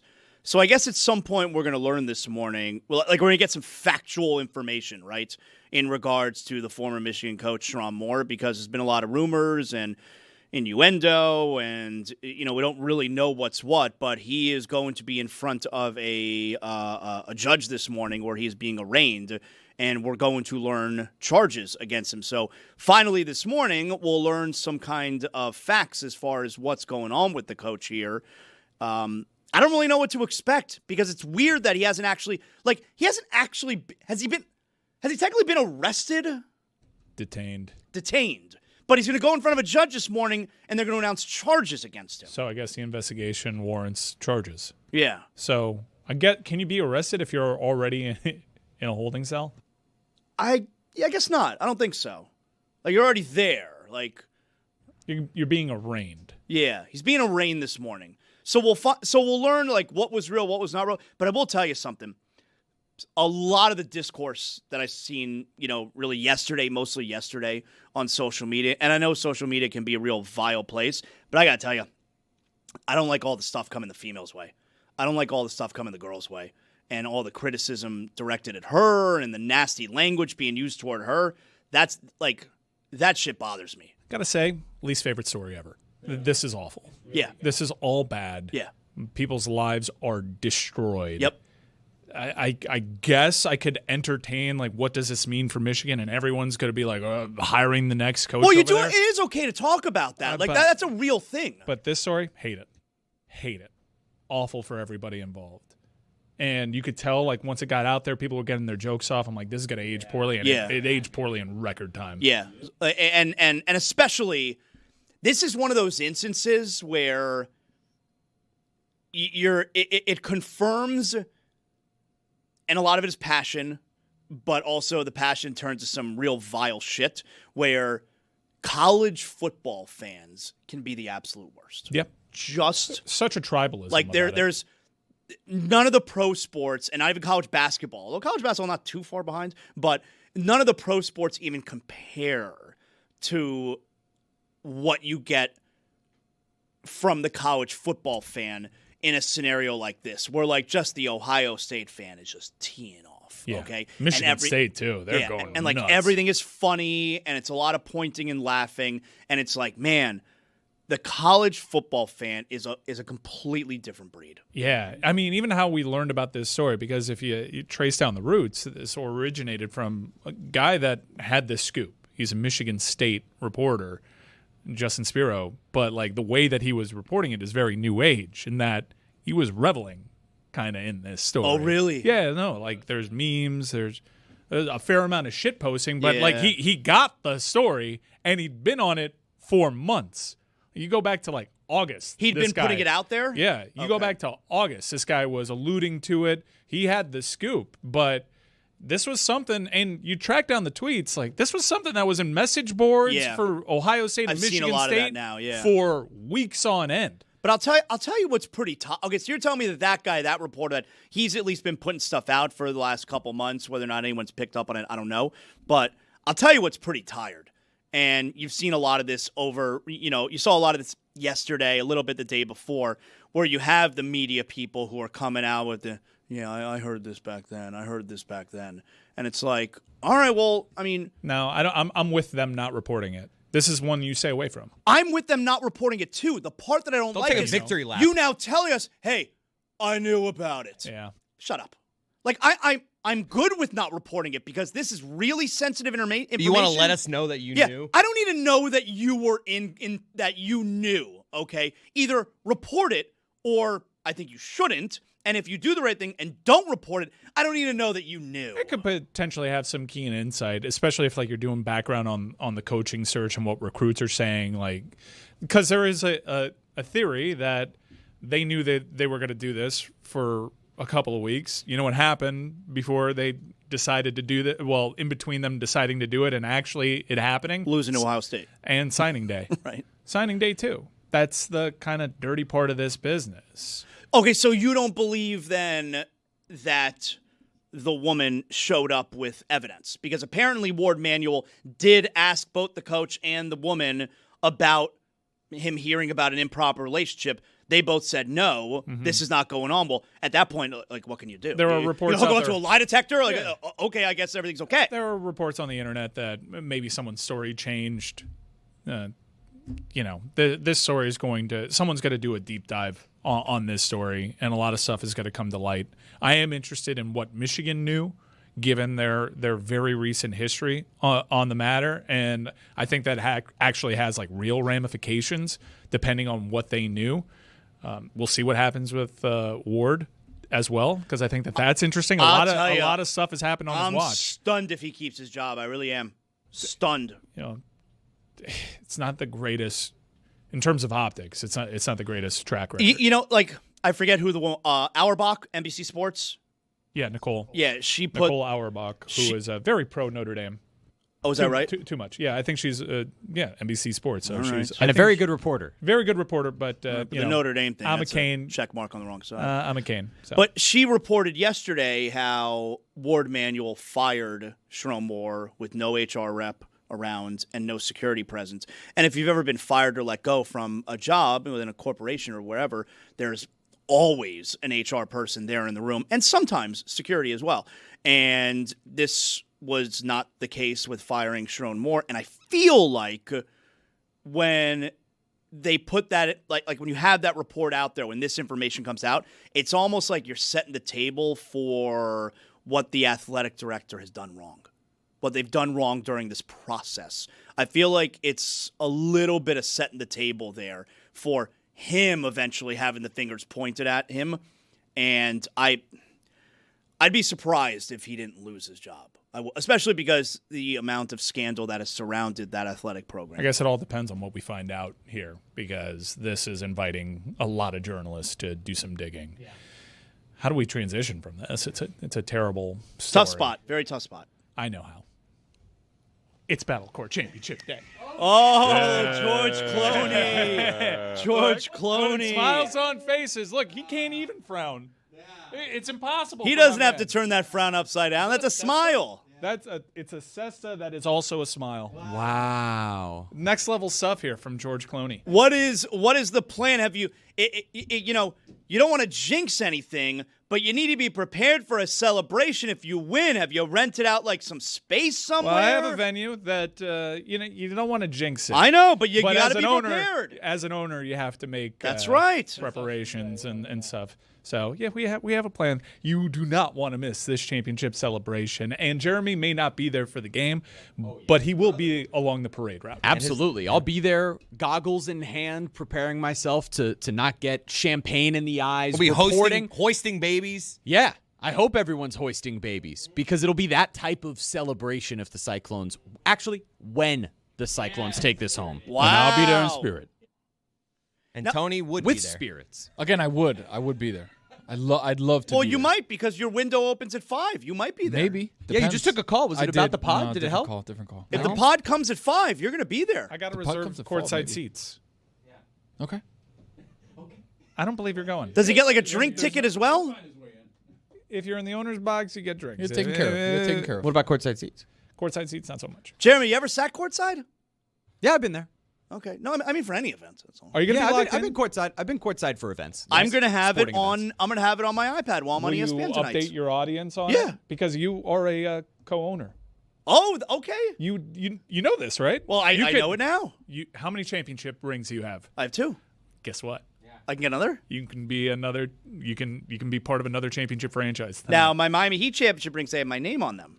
Okay. Will this one have my name? I'm not going to make rings. All right. I don't want to pay that, but I'll make shirts. At least You I'm want a shirt? acknowledged. I love a shirt. I'm acknowledged in some fashion. I made bomber jackets for one edition of the team, and they were very expensive. They were very nice jackets, but thick, very expensive. No, I'm going to make sure everybody knows. I'm on ESPN tonight. I'm going to make sure everybody knows they can put it on the app. They can watch the Cyclones try and win a championship. There you go. How do you think it's going to shake out today? I don't know. I don't really know the rules and stuff. The wrong person to ask. I know you got the pelota. And all right. It's a start, right? That is. Yeah. Serves have to land between the 4 and 7. Yeah, probably got to get more points than the other team. That's probably significant. Ball can't bounce twice. Yeah. Outside of that, you got it. You'll find. You're locked in. Stu and Andrew, they do a great job of explaining the rules.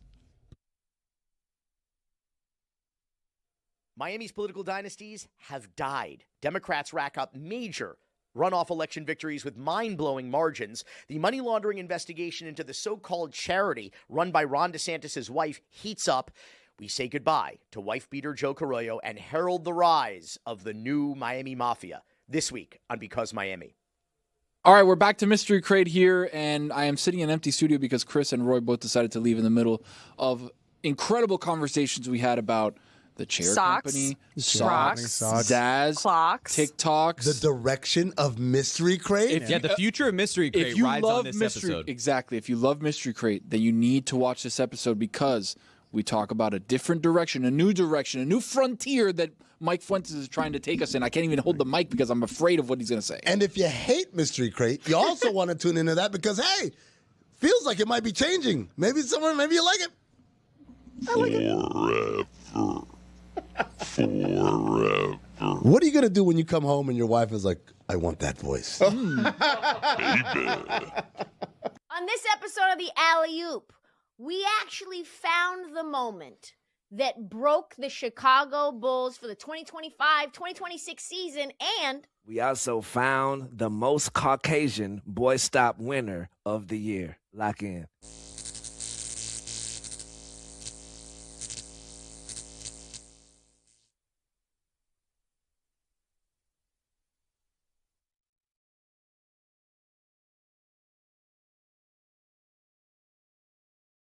We got a bear here stumbling around. You see that mirror to the left? He's like, oh, this is weird. There's a lot of weird stuff here. Oh, my God. I just saw myself.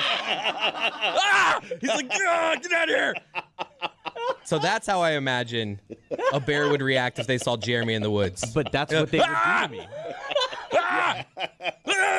It's really screwed up to do that to a bear, honestly.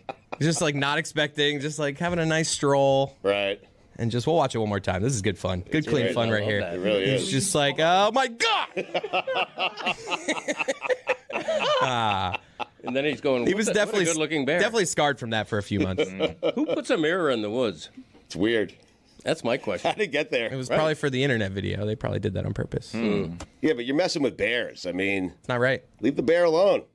Who would do something for the internet visually like that with a bear? Imagine that. What are the chances there was a camera right in front of it, too? Jeez. Small world. Greg, it was interesting. A bunch of people agreed that you had a weekend where the Eagles lost, the Niners lost, so no more undefeated teams. 72 Dolphins could celebrate. But a lot of people saying the Dolphins were the best team in the NFL through 6 weeks. And so I know you're impressed with the offense. Hawk was in here yesterday, Andrew Hawkins, Tomahawk Podcast. He said that Tyreek Hill is the best player, non-quarterback division, in the NFL. And I agree with him. The Dolphins are overwhelming. I'm not certain they're not the best team in the NFL right now, Greg. I think they are at this minute. They're an underdog in Philadelphia, but only by 2.5 points, which is very interesting. Definitely they have the best offense. I think it's the best offense in Dolphins history. And when I write that, I get a lot of criticism. Too soon. What about this? What about that? Look, the Dolphins won Super Bowls with Larry Zonka because they ran the ball better than anybody and barely passed. They were as exciting as ever and broke NFL records with Dan Marino because they passed the ball like nobody else, but they didn't have a great running game. Right. Now they're doing both. They can run the ball like crazy. They lead the league in rushing. Raheem Mostert has 11 touchdowns in 6 games. And Tua is everything they thought he would be when they drafted him number 5 ahead of Herbert. Tua is the favorite in the MVP odds right now. Should be. With great reason. Yep. And I just think this is the most dynamic, well-balanced, inventive, exciting offense I've ever had. Can we end the debate between Herbert and Tua? Yes. Is it officially over? Wow. Yes. Someone's making a noise. Where's the noise coming from? Not. Tony's not ready. Oh, yeah. Can we see Justin Herbert without Brandon Staley? At that point, maybe with a better coach, I'd be intrigued. We're going to ask that question about Justin Herbert for his whole career, right? Yes. We're just going to keep asking, like, oh, but what if he was with a better coach? Oh, always. He has the most unbelievable weapons, too. Just like now, C.J. Stroud and Bryce Young are always going to be compared throughout their career. But Herbert's been in the league, 4 years? And if Staley gets fired and he gets a new coach, it will be his 3rd coach in 5 years. No, it's a shame for him. He's a really great quarterback, but I guess it's the way that we're constantly doing these comparisons between the two of them when one of them is not only winning, but breaking all of these records statistically and having a spectacular season. Obviously, like, the system has something to do with that. It would be crazy to say that it's not Mike McDaniel in some capacity. But also, different quarterbacks fit in different systems different ways, and Justin Herbert has his flaws that maybe wouldn't work if he was just in the system. I think there's so many people saying, oh, well, if Herbert was in Tua's spot, it would be even better. I have no reason to believe that's the case. I have something that's probably not popular, especially down here in Miami. Oh, boy. Dolphins offenses have ruined football for me. Like, I can't watch a football game that's not the Dolphins. It's done the exact opposite for me. I just can't. Made football amazing. Like, I'm watching. No, it's great, but I'm saying it's ruined the rest of football for me. Like, I can't watch just a single game that's not the Dolphins. Like, if I tune in, it's the third quarter, it's like, I don't know, 14-9 or something. I can't watch it. I'm the like, Patriots option doesn't do it. Well, for I'm you? like, why can't you guys just score? I don't understand. Like, why does it take you so long to score? Why can't you just score in 3 plays in 45 seconds? Like, what's going on They here? spoiled you. This doesn't make sense to me. I don't get it. Is that what Iowa is like? I can't imagine watching Iowa football. No, we don't score that much. That's crazy. Why Billy, not? they won a game 15-6 over the weekend. But why don't you just try having everyone go in motion and throwing the ball? Yeah, why don't you just score more? Just get all the fast players in the country. Get those tight ends running early. Yeah, why can't you just do that? I don't get it. There have been so many seasons in the past, so many Dolphin seasons in the past, where if they're behind 14-0 in the first quarter, the crowd is leaving. Everybody's giving up. The game is over. The game is over. Tua was laughing on the sideline after they scored the second touchdown, and I'm like, whoa. Right. Because I thought they were going to come back, but I'm like, I don't know. That's supreme confidence. He was smiling after the second touchdown on the sideline. When they were behind 14-0, they were still, you know how the odds update now? Christopher pointed this out to me. I didn't know it. When they're down 14-0, they're still a minus 200 favorite to win the game. There was no doubt. And it wasn't just because Carolina sucks, which it does. Right. It's because the Dolphins' offense is, until somebody proves otherwise, almost unstoppable. And like 5 years ago, we were watching Jay Cutler throw passes to Devontae Parker. Right. Like that was supposed to be the height of excitement of the Dolphins offense since Dan Marino. Yeah, amazing. And now it's this. So this is the best offense. That's saying a lot considering Marino, Clayton, Duper, and that offense. And here's some Shakespeare as done by the Dan Le Batard Show with Stugotz. We've stolen the exclamation point officially from Get Up. It's put after the word show. So this is Act 1, Scene 2 of Macbeth. The stage instructions are: a camp near Fours. Alarum within. Enter Duncan, Malcolm, Donalbain, Lennox with attendants, meeting a bleeding sergeant. I don't even know what that means. Jessica, you have played the role. All right, so wait, can we set the scene? Thank you, Mike. Can we set the scene, Mike, from high school? Can you give Chris Cody his motivation on, because he didn't even understand what Whittingham. Am I happy? Like what? Am I like distressed? What, in what condition does the distressed? Okay, very good. Good confidence there. Let's have the music that we need, Shakespearean music, and let's see if we can find our note here. What bloody man is that? He can report as seemeth by his...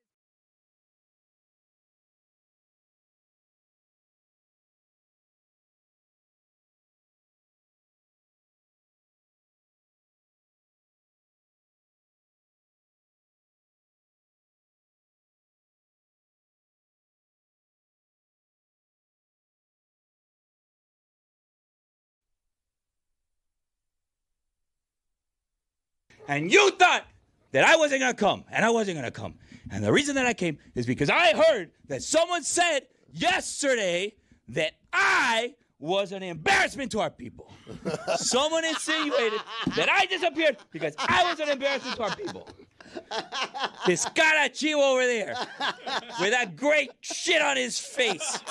And if you go back and you look, Mike, if you it happens to know, and Pablo Torre can maybe find out, we look at the old videos from the Clevelander, that beard that he had before, that was blacker than Amin's beard. So someone needs to look into that situation. Me, an embarrassment to our people. You know what's an embarrassment to our people? This guy can't even say reggaeton.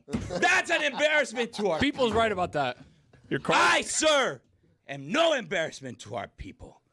I am our people. Yeah, you are. Yeah, people. The Nuttiest Fan. It was brought to you by Hampton Farms. Get nutty with Hampton Farms, the official peanut of bowl season, and congratulations there to Peepo. He is the 2025 Nuttiest Fan of the college football season. With 6 catches for 117 yards and 3 touchdowns on October 22nd, 2006. The 37th most points in a half PPR game by a tight end. Tickle me. Algie Crumpler. Whoa. Half PPR? Half PPR. Okay. It's important. The rankings wouldn't change, right? Half PPR, full PPR. No, it does change. Why would it change? Because more catches equals more points. That's right. Yeah, but the stats stay the same. I see what you're points asking. per I'm catches- trying to think if you're right. Points per reception would be more if the point is worth a point instead of a half point. I don't think the rankings would change. Relative to each other. It only Algie means- Crumpler in full PPR. Look up full PPR. 46. Wow. Wait a minute. It only The means same that game? it only means that that the position group is worth more in your league if it's a whole point. No. Guys, but I see something out of the corner of my eye. I'll be right back. I understand what you're saying. Right? Zaz, you're with me? Like I can be an idiot with these type of things. I know what you're saying. I'm trying to think if you're right. But like though. Kyle Pitts would have more points because he had 11 catches But compared than to somebody other else who had players. 5 catches. but everyone If it's relative- because the yards, right? So if every 10 yards is a point, right? The guys with more yards, We're saying but the fewer, rankings, though.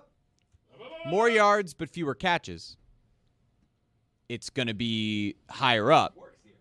But if every catch gets an extra bump than it would have before. Mike, give everyone clue everyone into who you brought into the studio I here. brought in David Dwork. Why? Longtime colleague, friend, The hockey co-host shows. of the hockey show with Roy Bellamy. Right. I have a couple questions. Okay. A couple questions because today, as you know, it's Battlecourt Championship Day. You and the fam. Oh, no, invited. Roy. I feel like this is not good for David, Roy. are you taking part in this? I thought Roy was participating in a media game. I have since found out that it's a media skate. Are you taking part in this media skate? Yes. How many training sessions have you had for this leisurely jaunt around the ice rink? You could argue I've been training for this my whole life. I was gonna say these are two different levels. This guy used to play hockey, so he probably doesn't need the skating lessons. When is the winter skate taking place? We don't know yet.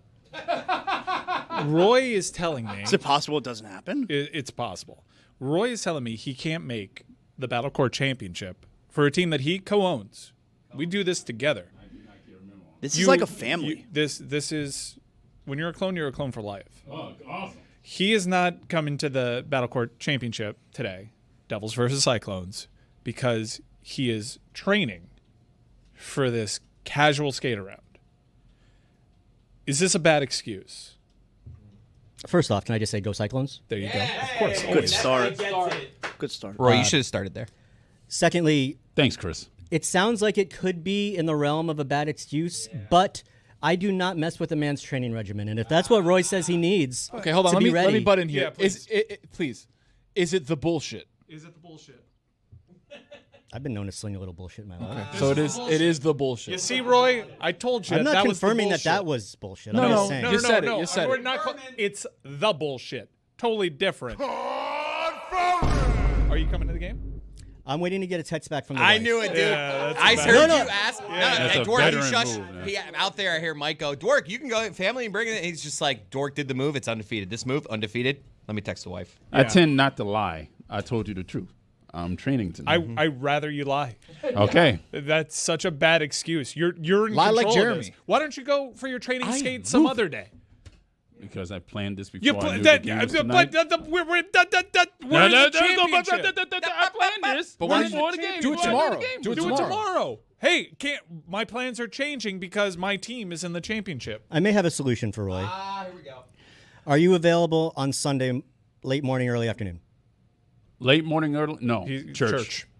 But Saturday. You're missing. No, I had Saturday, open tomorrow. ice for Roy on Sunday if he wanted to come skate on Sunday. Well, I'll go skate tonight and on Sunday. But What the? But that, What? I need all I'm the training trying I to can defend get, you back man. here. All right, You're so not you're going to making it skip easy. church, but you're No, not going no. to Magic City Fronton. No, it'll be later. It'll be after church. Okay, but hold on. What is actually going on at this media skate? What is it going to entail you doing? I'm going to skate around in a circle. Just making a bunch of left turns, right?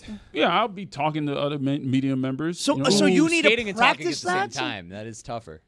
Yes, Roy, yes. It's going this to be is- content for the hockey show. this That's what I'm is- doing. Yeah, but you don't need to Content, practice. What? You practicing his content? No, Roy, tonight is not content. Roy, No. you can understand how I'm very hurt by this. I'm sorry. No, you're not. Sorry is fixing it. Fix it. Fix it, Roy. I'm sorry that I'm not able to fix it. You gotta not do this skate. I'm telling you right You're now. telling me I have to break my plans? Yes, to go to the championship. It'll game. be lovely. You'd be like, hey, babe, listen. Instead of me doing something by myself, let's all of us go. All of us. We have a great time with the family. Wives love that. They have the cool little Exactly platform right. with the spinning cell phone, so you can take Exactly Wives right. love family pictures stuff. where you're pointing and the They camera do. goes around. You know how to stop where they do the ice? The ice flies up. We could bring the kids. Only with my left Bring face. all the kids. Tyler and Claire have been wanting to hang out. Wow, there we Attaboy, go. Dorky. Come on. Come on, We could do that Roy. anytime. No. You're missing the point. You could also skate anytime. Me and Mike will literally take you down to Kendall Ice Arena. It's empty. There hasn't been a soul there since 2006. Tony would go tonight. I would. He I would. seriously I would. Roy, let me ask you a question. Here, Roy. Looks like Rose wants to go. Let me ask you a question, Roy. Yes, Do you know how to ice skate? not well, which is why I need to train some more. I can vouch. He needs the training. That's all right. He's not losing a training session. He can just move it to another day. What are we doing? This is the worst excuse I've ever heard for anything. But it's the truth, and the truth shall set you free. It's hurting me. Not in this portion. My feelings are genuinely hurt. I'm making a personal appeal to you, Roy. This is my personal appeal. Please be at the Magic City Fronton. First toss, And 7 p.m. And the owner's suite is filled, so you will have to be in a separate seating section. But you get to be there with your family. Roy, would you message your wife and say, would you rather do this than me go do this? And you're Maybe saying, leave it in her hands. You're saying I could bring Anid and Claire. Yes, I've been saying. He's only said And it sit 18 in a- times. I can guarantee you that George Clooney's going to be there. I can guarantee you that Anid's going to say I'm exhausted. I Greg can't." Cody will be there. The last time Greg Cody went to the Magic City almost Fronton, died. he almost died. Yeah. This is what we're promising. Respect the man. Yeah, Respect we'll the promise man. that Greg can almost die. He's And going on back front. to his death scene, and you can't even be there? Well, and you can let Anid know, like, George Clooney's going to be there, and maybe she'll think it's Clooney, and then she'll want to go. Yeah, don't just text George Clooney's going to Yeah. be there and see how that lands. Maybe a heart. 1-0 in Clooney. I'm Thumbs getting up. follow-up questions if I throw that to the wife. Yeah. Hey, what'd your wife say, the Dork? mascot's Huh? gonna be- Speaking of that, She get back to you. so you skating back out to you here, yet? trying I to didn't skate see out it. of here. I don't I think keep you- checking. I about got the phone trying to out. skate I out of here. That's what legitimately he's trying to checking. I don't think you texted her. Let me see your Show show us us the the text. text. Show us the text. Read your text Show us the verbatim. text. I'll show you the text. I right guarantee So now. you Algie no text. Crumpler scored 29.7 half say, PPR Mike? points, or Well, I have to 32.7 give her some rather. background. It was 6 right catches there. That's a for long time. 117 yards and 3 touchdowns. It closed with, I've never been to highlight. I don't like that objection. Your Honor. It'll change Leading your the life. witness. It's like hockey in that you see it in person and it's just like, whoa, this is so much I better get than that. the 720p that is going to be on the ESPN app I'm tonight. down. First toss, 7 I'm going to let everybody know on ESPN tonight, all right? I'm going to let everybody know. I don't think you're gonna. Yeah, I am going to. Yeah, I believe you, but I need your update anchor to also update the audience. That one's not in my control, man. Yeah, you Kevin can. Winter there? No, hey, Kev. sadly, no. He doesn't know how many fingers JPP has. I mean, you have the sound. You can play that. Gosh, how is that going to go when I tell Yeah, it the wasn't update bad. anchor, can you throw in a highlight Do you know who it is score? tonight or no? The website is really good don't about know. updating the score. Okay. Really good. I'm surprised at how good this website is at updating the live score. Battlecourt. I'm going to do it. I'm 100% going to. I trust you. I trust you. If you weren't working, I know you'd be there with a hat on. I would. A backwards flex fit hat. But we do have some courtside seats still available. Roy, as you can tell, the office is abuzz, and those seats are filling up. Yes. So I please, heard. Peg, Roy with what that. did Yes, Anid yes, say? yes. What did Anid say about George Clooney? I'm going to text. He hasn't texted her. Roy, you're going to give us an Where am I gonna update sit if before I the keep end of the everything? show today. Oh, really? Yeah. Is that like I'll do it right now. basketball courtside? Is it like the similar feel? Yeah, only there's You a could net. literally get hit in the And face you'll with be pelotas near if you're close Jason enough. Taché. Your Okay. feet I will be understood on that a right. floor. Yeah, your feet, you will be touching wood. Wow. You ever touched wood before? Dork? Loaded question. Yeah. Touch that wood. Yeah, it is. When I go to women's basketball games, I'm always touching wood. Splinters on your feet. Roy, you're going to give us an update before the end of the show today. Okay. Did you guys see that? So, World Cup is I sit coming up. courtside for the Miami Hurricanes ladies basketball games. I just wanted to clarify that. So George Kittle had 15 catches, and his fantasy points all came from those because he only scored 1 touchdown. So when you change it from half PPR to full But PPR. comparatively no, listen. to other players on the Right. list. How do you not? Okay, so George listen. Clooney 1-0. When you change it from half PPR, I think like on Sunday afternoon, it's going to hit Jeremy that we're right about this. No, He's going to text us and be like, "Oh, now I get I'm it." explaining this to you quite literally. 6 catches, 117 yards, 3 touchdowns for Crumpler. That meant 32.7 half PPR points. Correct. For George Kittle, he had 15 catches for 183 yards and 1 touchdown. Correct. That led to 32.6 in half PPR. But when you change it to full What's PPR, so funny over there, Roy? What's Chuckles do doing you out know here? what you're doing? I'm writing out the. Let's the work text. something together. Okay. What's sorry, Jeremy? I'll read it. You I'll keep read doing it. your thing. I'm sorry, but you keep going. This is important work. This That's is- okay. No, we need to know what's happening here. All right, I'm writing it out right now. Okay. Mike is asking for us to attend highlight tonight. George Clooney is going to be there. I'm supposed to. You go felt to like the, that part's necessary to I include. was told to do. put it in there. Yeah, I do. I'm supposed to go to the practice facility tonight, though. Are you willing to go see highlight tonight? We can bring Princess Claire. Oh, yeah, I'll put that in there too. Yeah. He needs your support. What you end up doing is you take the 15 catches, right? And you add a half point for each of those catches. So that's 7.5 additional points. That's right. For Algie Crumpler, he had 6 catches. So divide that in half, it's 3. Yeah. So you're adding 3 points to him. Right. So you're adding an extra 1.5. But you would but do it's that one to- of those players. You would do it for every player on the list. So What are they not everyone's- understanding? It all shifts around. Everyone gets more points. Correct. But it shifts around. No. Why would it shift around their rankings? Oh my God! Because if you have more catches, you're adding more points to their total. Yes, but why would the rankings shift though? Like The why? Wicked Witch of the East. Are you kidding? bro. That's what I feel like right now. Okay, so when you add 7.5 points to 32.6 Jeremy's getting points red. I don't for like it. George Kittle, it equals 40.1 points. Yeah. But if you add to the 32.7 points for Algie Crumpler, you add 3, it equals 35.7. So now George Kittle has more points than Algie Crumpler Correct. does. Correct. So But- why do you not understand that but things their- have been shifted around in the their list? rankings changed. Am I taking crazy pills? I don't I know. I'm taking crazy pills. You're wrong on this one, Jeremy. I'm telling you. We'll explain it later. We're too You'll far in the explain mud. it to me. Yes. This is driving me insane. What did I'm going to go Dorothy's do wife math say? on the board so that you can explain Hold this. on a second. Algie Crumpler's rating. He and was George, 37th, okay? And what's George Kittle's rating? And George Kittle was 39th. So now when you add full PPR, I'll tell you are right they now. still 37 and 39? No. No? No. Because now George Kittle is 22 and Algie Crumpler is 46. No, but you have to do it for everybody on the list. Yes, everybody on the list has been changed. When somebody has more catches, you're adding more points to their total. I'm going to go do it. What does Mrs. Dwork say? She didn't respond to the George Clooney thing? Mrs. Dwork is volunteering at the school right now, so she may not be checking her phone that often. All right. I'll call her in the break if you want. Yeah, please do. I need an answer on this. In the meantime, Thomas Jari to the Oilers. What do you think? Who the hell's Thomas Jari? Is it not Thomas? Tristan. It's Tristan. Oh, that's what the T stands for? Yes. All right, that guy. TBD. Not the playoff performer Edmonton's hoping for, I don't think. Well, not enough games in the playoffs. It's Tristan. Yeah. Dork, you could have been a little nicer there. You didn't have to do that to Mike. It was very. He offered you courtside seats. Yeah. You know, being here, I feel like I'm being consumed by some real snarky energy. I gotta be honest. Invite pulled. Invite pulled. Yeah, that was very hockey snobbish. Who's that? It's like a buddy. T, whatever the guy's name is. I don't know. Yeah. The T stands for terrific. Get him out of here. Isn't this a lot like Stu Skinner? Even though Jari killed the Panthers, kills them when he plays them. I've been impressed. In my mind, he's way better than Stuart Skinner because he kills me every time my team plays him. This season, he's been way better. Yeah, That's for you'd think I'd remember his first name.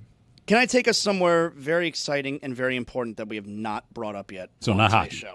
Not hockey. No. Yeah. Not hockey. Yeah. So I don't know if you guys are aware. There's no college football tomorrow. There is Army-Navy, okay? There's Army-Navy, but there's not a full Better slate of salute the college troops. football. Also, the Better LA salute Bowl. the troops to that. So a little bit, like I said, a little bit of college football tomorrow. I think Washington's playing in the LA Bowl. But what we do have tomorrow night from the nation's capital in Washington, D.C.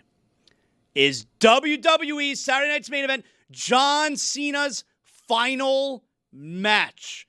It is tomorrow night. Your boy's going to be there. I'm going tomorrow night. I'm flying out to D.C. tomorrow morning. We are going to John Cena's final match. Come on. This is very exciting, guys. Come on. I will join you right there, but I have a very exciting update. Okay. We've heard back from Mrs. Dwork. Okay, let's hear it. It seems as though she was tricked by the George Clooney thing. Oh. Go ahead. Inform the audience. Oh, my God. Tonight, all you had to say was that George Clooney was going to be there, and I'm down. Wait, your wife thought that it's possible George Clooney's going to be at spelled it Highlight? correctly. You spelled it correctly. This is not on me. I told you George Clooney was going to be Well, now there. the question is, are you going to tell her? I'm going to keep saying George Clooney until she picks up on it. Yeah. All right, so I'll put. I'm sending the text right now. Hold- Courtside hold. seats. Okay. Kids too?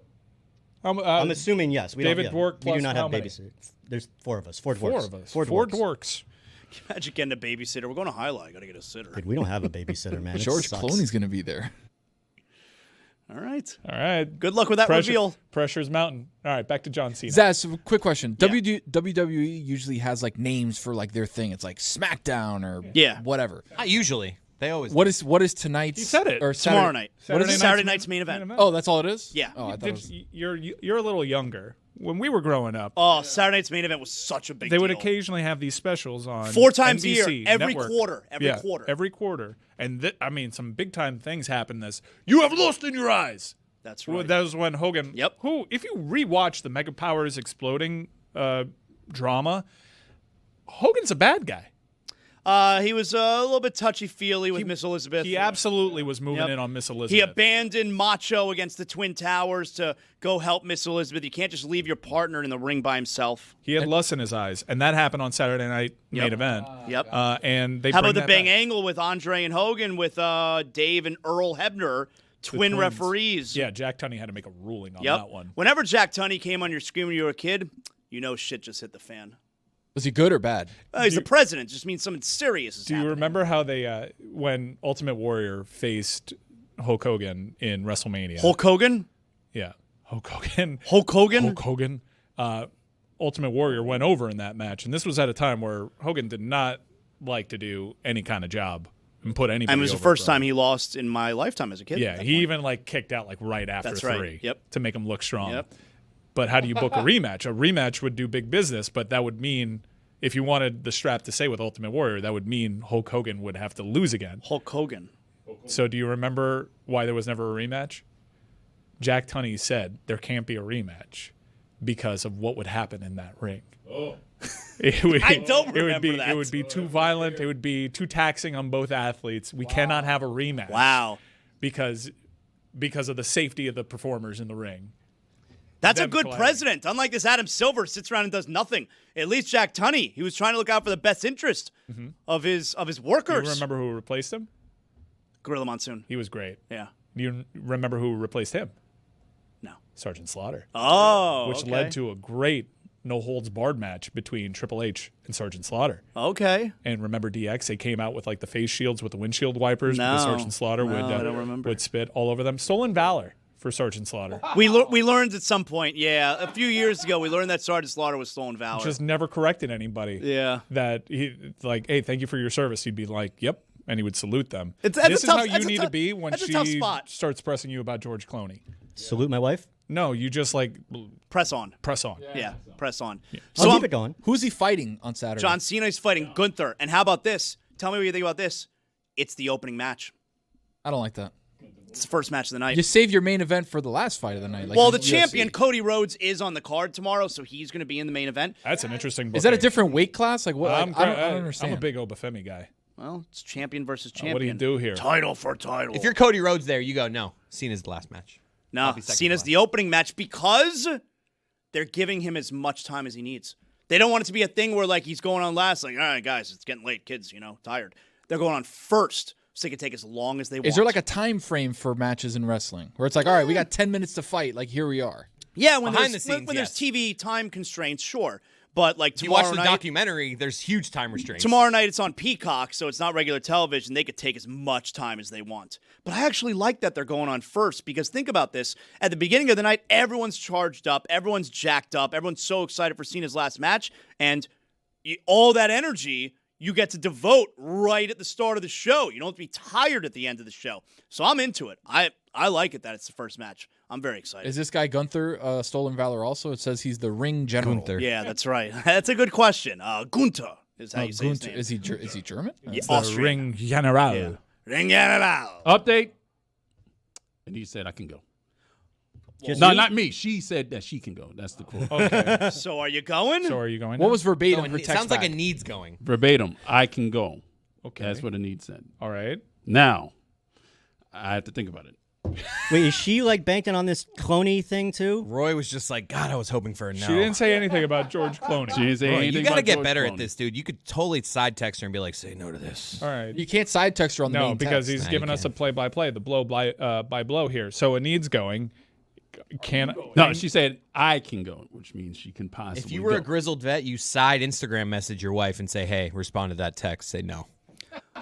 I'm very confused. Are you going or not? She He's- can go. he's This is thinking about it. permission. He's She thinking can about go. Yes. I don't know about me, though. Wow. Why'd you need permission? I didn't need permission. Yeah, you heard that, Roy? All right. Mm-hmm. I don't need permission. Says the man who's not drinking for like a year and a half. Hey, that's a different thing, though, There are libations. which I can't have. That's all right. They You have got a chicken few more tendies. minutes to think about it, Roy. There's non-alcoholic libations also. Ooh, I can have that. Soft drinks. Oh. I'm gonna need some of those libations when my wife. Roy, they meets also George have one of Clooney. those like social media things where you stand on a platform and the thing circles around you and you can get like Yes. this, like the. I would never do that. No, absolutely not. I would No, never you do do that. the done that. points. What am I, Brian Kelly? Yeah, like exactly. It's a Brian Kelly with the recruit thing. Spin Yeah. around the. You can do that. 360. Brian Kelly. I miss douchebag Brian camera. Kelly. And nothing gives off He'll be that more than Roy. I would just stand there. All right. So what's a holdup now? A need can go. Not much. So What he She didn't wants even is mention to Claire, hold. by the way. I need your support. I know. I'm putting you down. That's it. Enough What's of the this attire? nonsense. Very cash. Whatever you want. Well, team colors. You can wear that yeah, right we there. sky blue, white, a little accent of red. If you do put me down, also Okay. one for Claire. If you do Yeah, put no, me down. Roy Bellamy plus So- two. so, I'll yeah, seat you thank you. right next to the dorks. in the owner's box. Courtside. Mention the Ooh, of course. owner's Your surname. box, courtside, same thing. Your surname, Check. where's that from? Dwar- Czech? Dworecki. Oh, you shortened it? I didn't. Is that your? Somebody did. They did. Okay. Relatives. All right, cool. No more questions. More importantly, tomorrow night on Peacock, 8 p.m., Saturday night's main event. Now, normally, I don't know if you're aware of this, Tony. I'm not aware of anything, so you have to explain literally everything to me. All right. In the wrestling world, when you're retiring, if you're a big deal, if you're a big star, and you're retiring, you lose. You know, the saying is you go down on your back staring at the lights. All right? You're supposed to lose in your last match. Is there any way John Cena wins his last match tomorrow? I mean, against Gunther? General. I don't know. That's a spooky one. I think he could win. You think? I think he could win. It would be such bad form. Really? It would be bad form. No, I think I got it. He doesn't put him over, but Cena gets jumped after the match. He's going to get jumped as he's retiring? Yes. That way he can go out on his back, but without putting Gunther over. Typically, when someone has their last match, they put their boots in the middle of the ring to signify that they're That's right. retiring. That's right. But John Cena wears sneakers. That's right. It's going to be very corny. It's going to be awesome. Doing the move of like trying to take him off. Yeah, he's going to put no, but like he's not putting boots. Like it's just like pumps. Will the television cameras be panning to people in the crowd crying? Will you be crying? Will you? Yeah. No, I don't Pan cry. to you. You're don't crying. cry I at don't all. cry. I'm not going to cry. Scaredy cat and crybaby? I don't cry. Picture your kids being like, Dad, are you crying? Have you seen the ticket prices for this? Have you seen the tickets for this show? Yeah. Holy crap. It's insane. But you get to see Cody versus Obafemi. Cheapest ticket to get into the lower level? Guess? $300. $800. When do you leave? Tomorrow morning. Tomorrow morning? Yeah. Big one. Yeah. Big game? Oh, I'm glad you asked. I got a couple. Saturday night's main event. Cena. Gunther. The never-seen 17-time world champion against the Ring General. That's a big game. Big game. Got another one for you. Yep. Battlecourt Championship.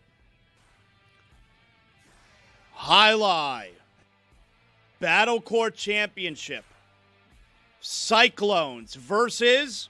I was hoping you'd remember. Devils. Should we go matchup by matchup? Of course I No? remembered. All right, we'll do one. Cyclones, Devils.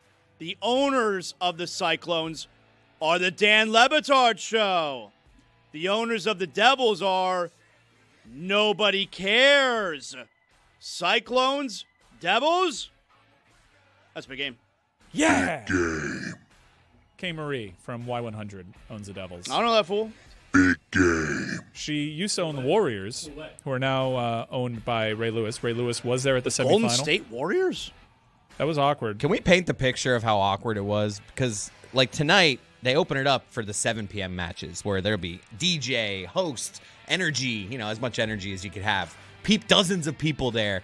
Dozens upon dozens. Last Scores, week, some might say. our playoff matchup was the 2 p.m. matinee. No DJ, no host, no crowd, so just the owners. And it's like us. Who's the host? They get like Uptown Dale? No, Dude, that DJ rips. Yeah, they have a good DJ. He walks around. He has like a little mobile deck. I told him like, hey, can you do the Undertaker theme song whenever Unda makes a big play? And the guy's on it. So last week, our first round playoff matchup, it was none of that. It was a quiet fronton with just us on one side, 20 feet over Ray Lewis. And we like to cheer, like, come on, Clone. Like, we're that type of group. Awkward. I think the first game one time was like, come on, Manu. Because you look over, Ray Lewis is just like. Why are you afraid of Ray Lewis? Because he's Ray locked Lewis. in. It's not Ray Loois. No, it's not like a Clooney situation. No, I mean Eddie George was afraid of Ray Lewis, famously. We did bring Tom Bogert to the game the last time, MLS Insider. We'll pick up that name. And he was like, "Hey, that guy looks like Ray Lewis." You're like, buddy, go ask him. But our energy cracked open Ray Lewis, though. Pause. I'm telling you, by like the third game, he was rambunctious. He was like, come on, Alex. He had to match our energy. We cracked him open. Yeah, but we were respectful. We didn't want to, rub it in his face, especially when Barba came back out there. Why there was a shirtless AI Ray Lewis on the screen. Did you hear the play-by-play when Barba came into the game? The Fan Le Batard Show did a great teaser video for today's final. And Barba, it's a tough spot. Yeah. He's a taxi squatter. He's coming in. Correa got in. You know that, Zaz. He got in there, and it's tough to be dropped in on that. And he's like, and Bueno almost kills Barba. Like straight up, they were worried about Barba's safety because it is the world's fastest game. Very dangerous. Yeah. That ball can travel 200 miles per hour. All right, so Jeremy is ready with the math that he seemingly doesn't understand. Jeremy, what do you got for us? I'm going to do this for you until you guys understand how dumb you sound right now. Okay? So 37th through 41st, I took these 5 names from the half PPR tight end history. Okay? So Algie Crumpler had 6 catches for 117 yards and 3 touchdowns. Yeah. That's 32.7 fantasy points. Okay? Because of that 6, I don't know if you understand, 0.5 to get to 1, that means you have to add a half point for every catch. Got it. So that would mean his total in full PPR would be 35.7. Yeah. Okay?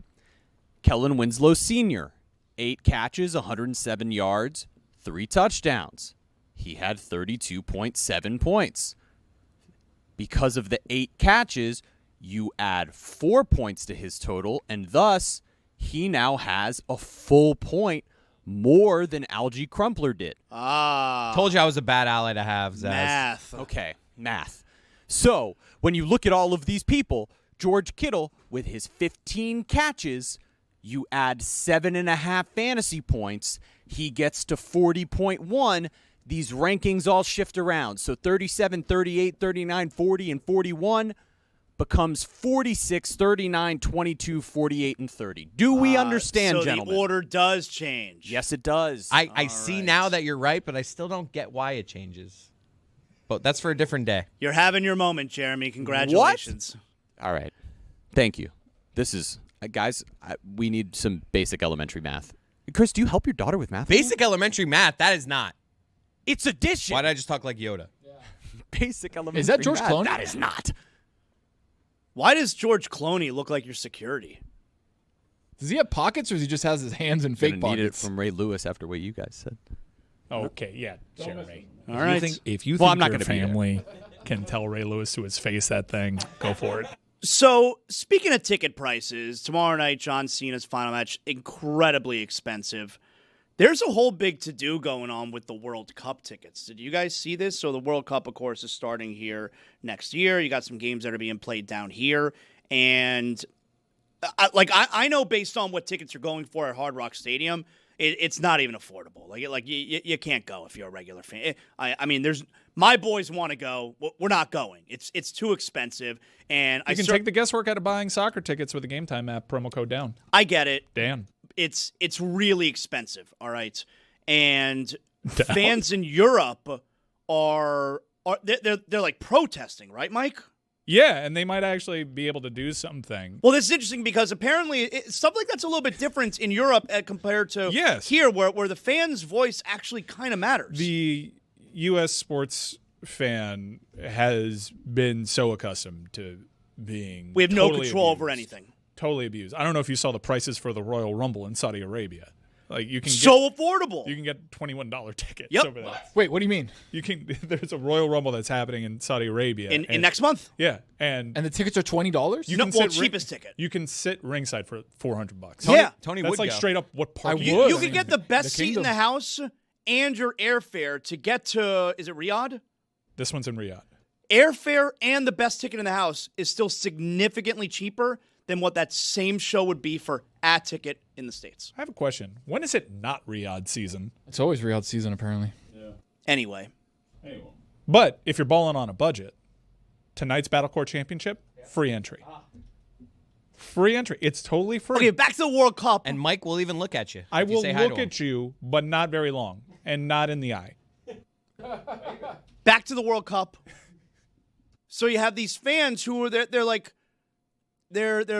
boycotting. They're Yes. trying to get the prices changed. Yeah, because the prices here in the States for this World Cup are nuts. Is this even possible that this could work, that they would change the prices? To Tony's point. It's America, Jack. This is America, Jack. They think they're going to do that over there and then change something here. They got another thing coming. We play by a different set of rules. Oh, see, over here we've been broken by the system. Right. We actually have no say. You're coming from a place where your voice matters. Welcome to fees and price gouging and supply and demand and free market capitalism. That's how we do it here in the United States. You getting all pissy ain't going to change anything over here. It's interesting. Like, I guess they have fans who want to purchase matches. They want to purchase for every game and follow their team all the way through. And the total would be like over $8,000 for a ticket to follow their team through group play. 8,000 in PPR or half PPR? It doesn't matter because it would stay the same, So, yeah, good question, though. I don't know, man. Is there a chance that this changes? Zero shot. Because they don't know how little sway the fan How has. zero here in the sway. United Not States. little, zero sway. And if they complain on social media, better delete that before you try to fly into the States. I agree with that one, actually. All right, there you go. World Cup, everybody. Get excited. Folks, listen up. One touchdown can change everything. The crowd, the momentum, the entire game. It never gets old. Feel that same rush with DraftKings Sportsbook, an official sports betting partner of the NFL. Missouri listeners, listen up. DraftKings Sportsbook is now live in the Show Me State. New customers, download the DraftKings Sportsbook app. Use code DAN. That's code DAN, not down like Mike said. Code DAN. Bet $5 and get $200 in bonus bets if your bet wins. In partnership with DraftKings, the crown is yours.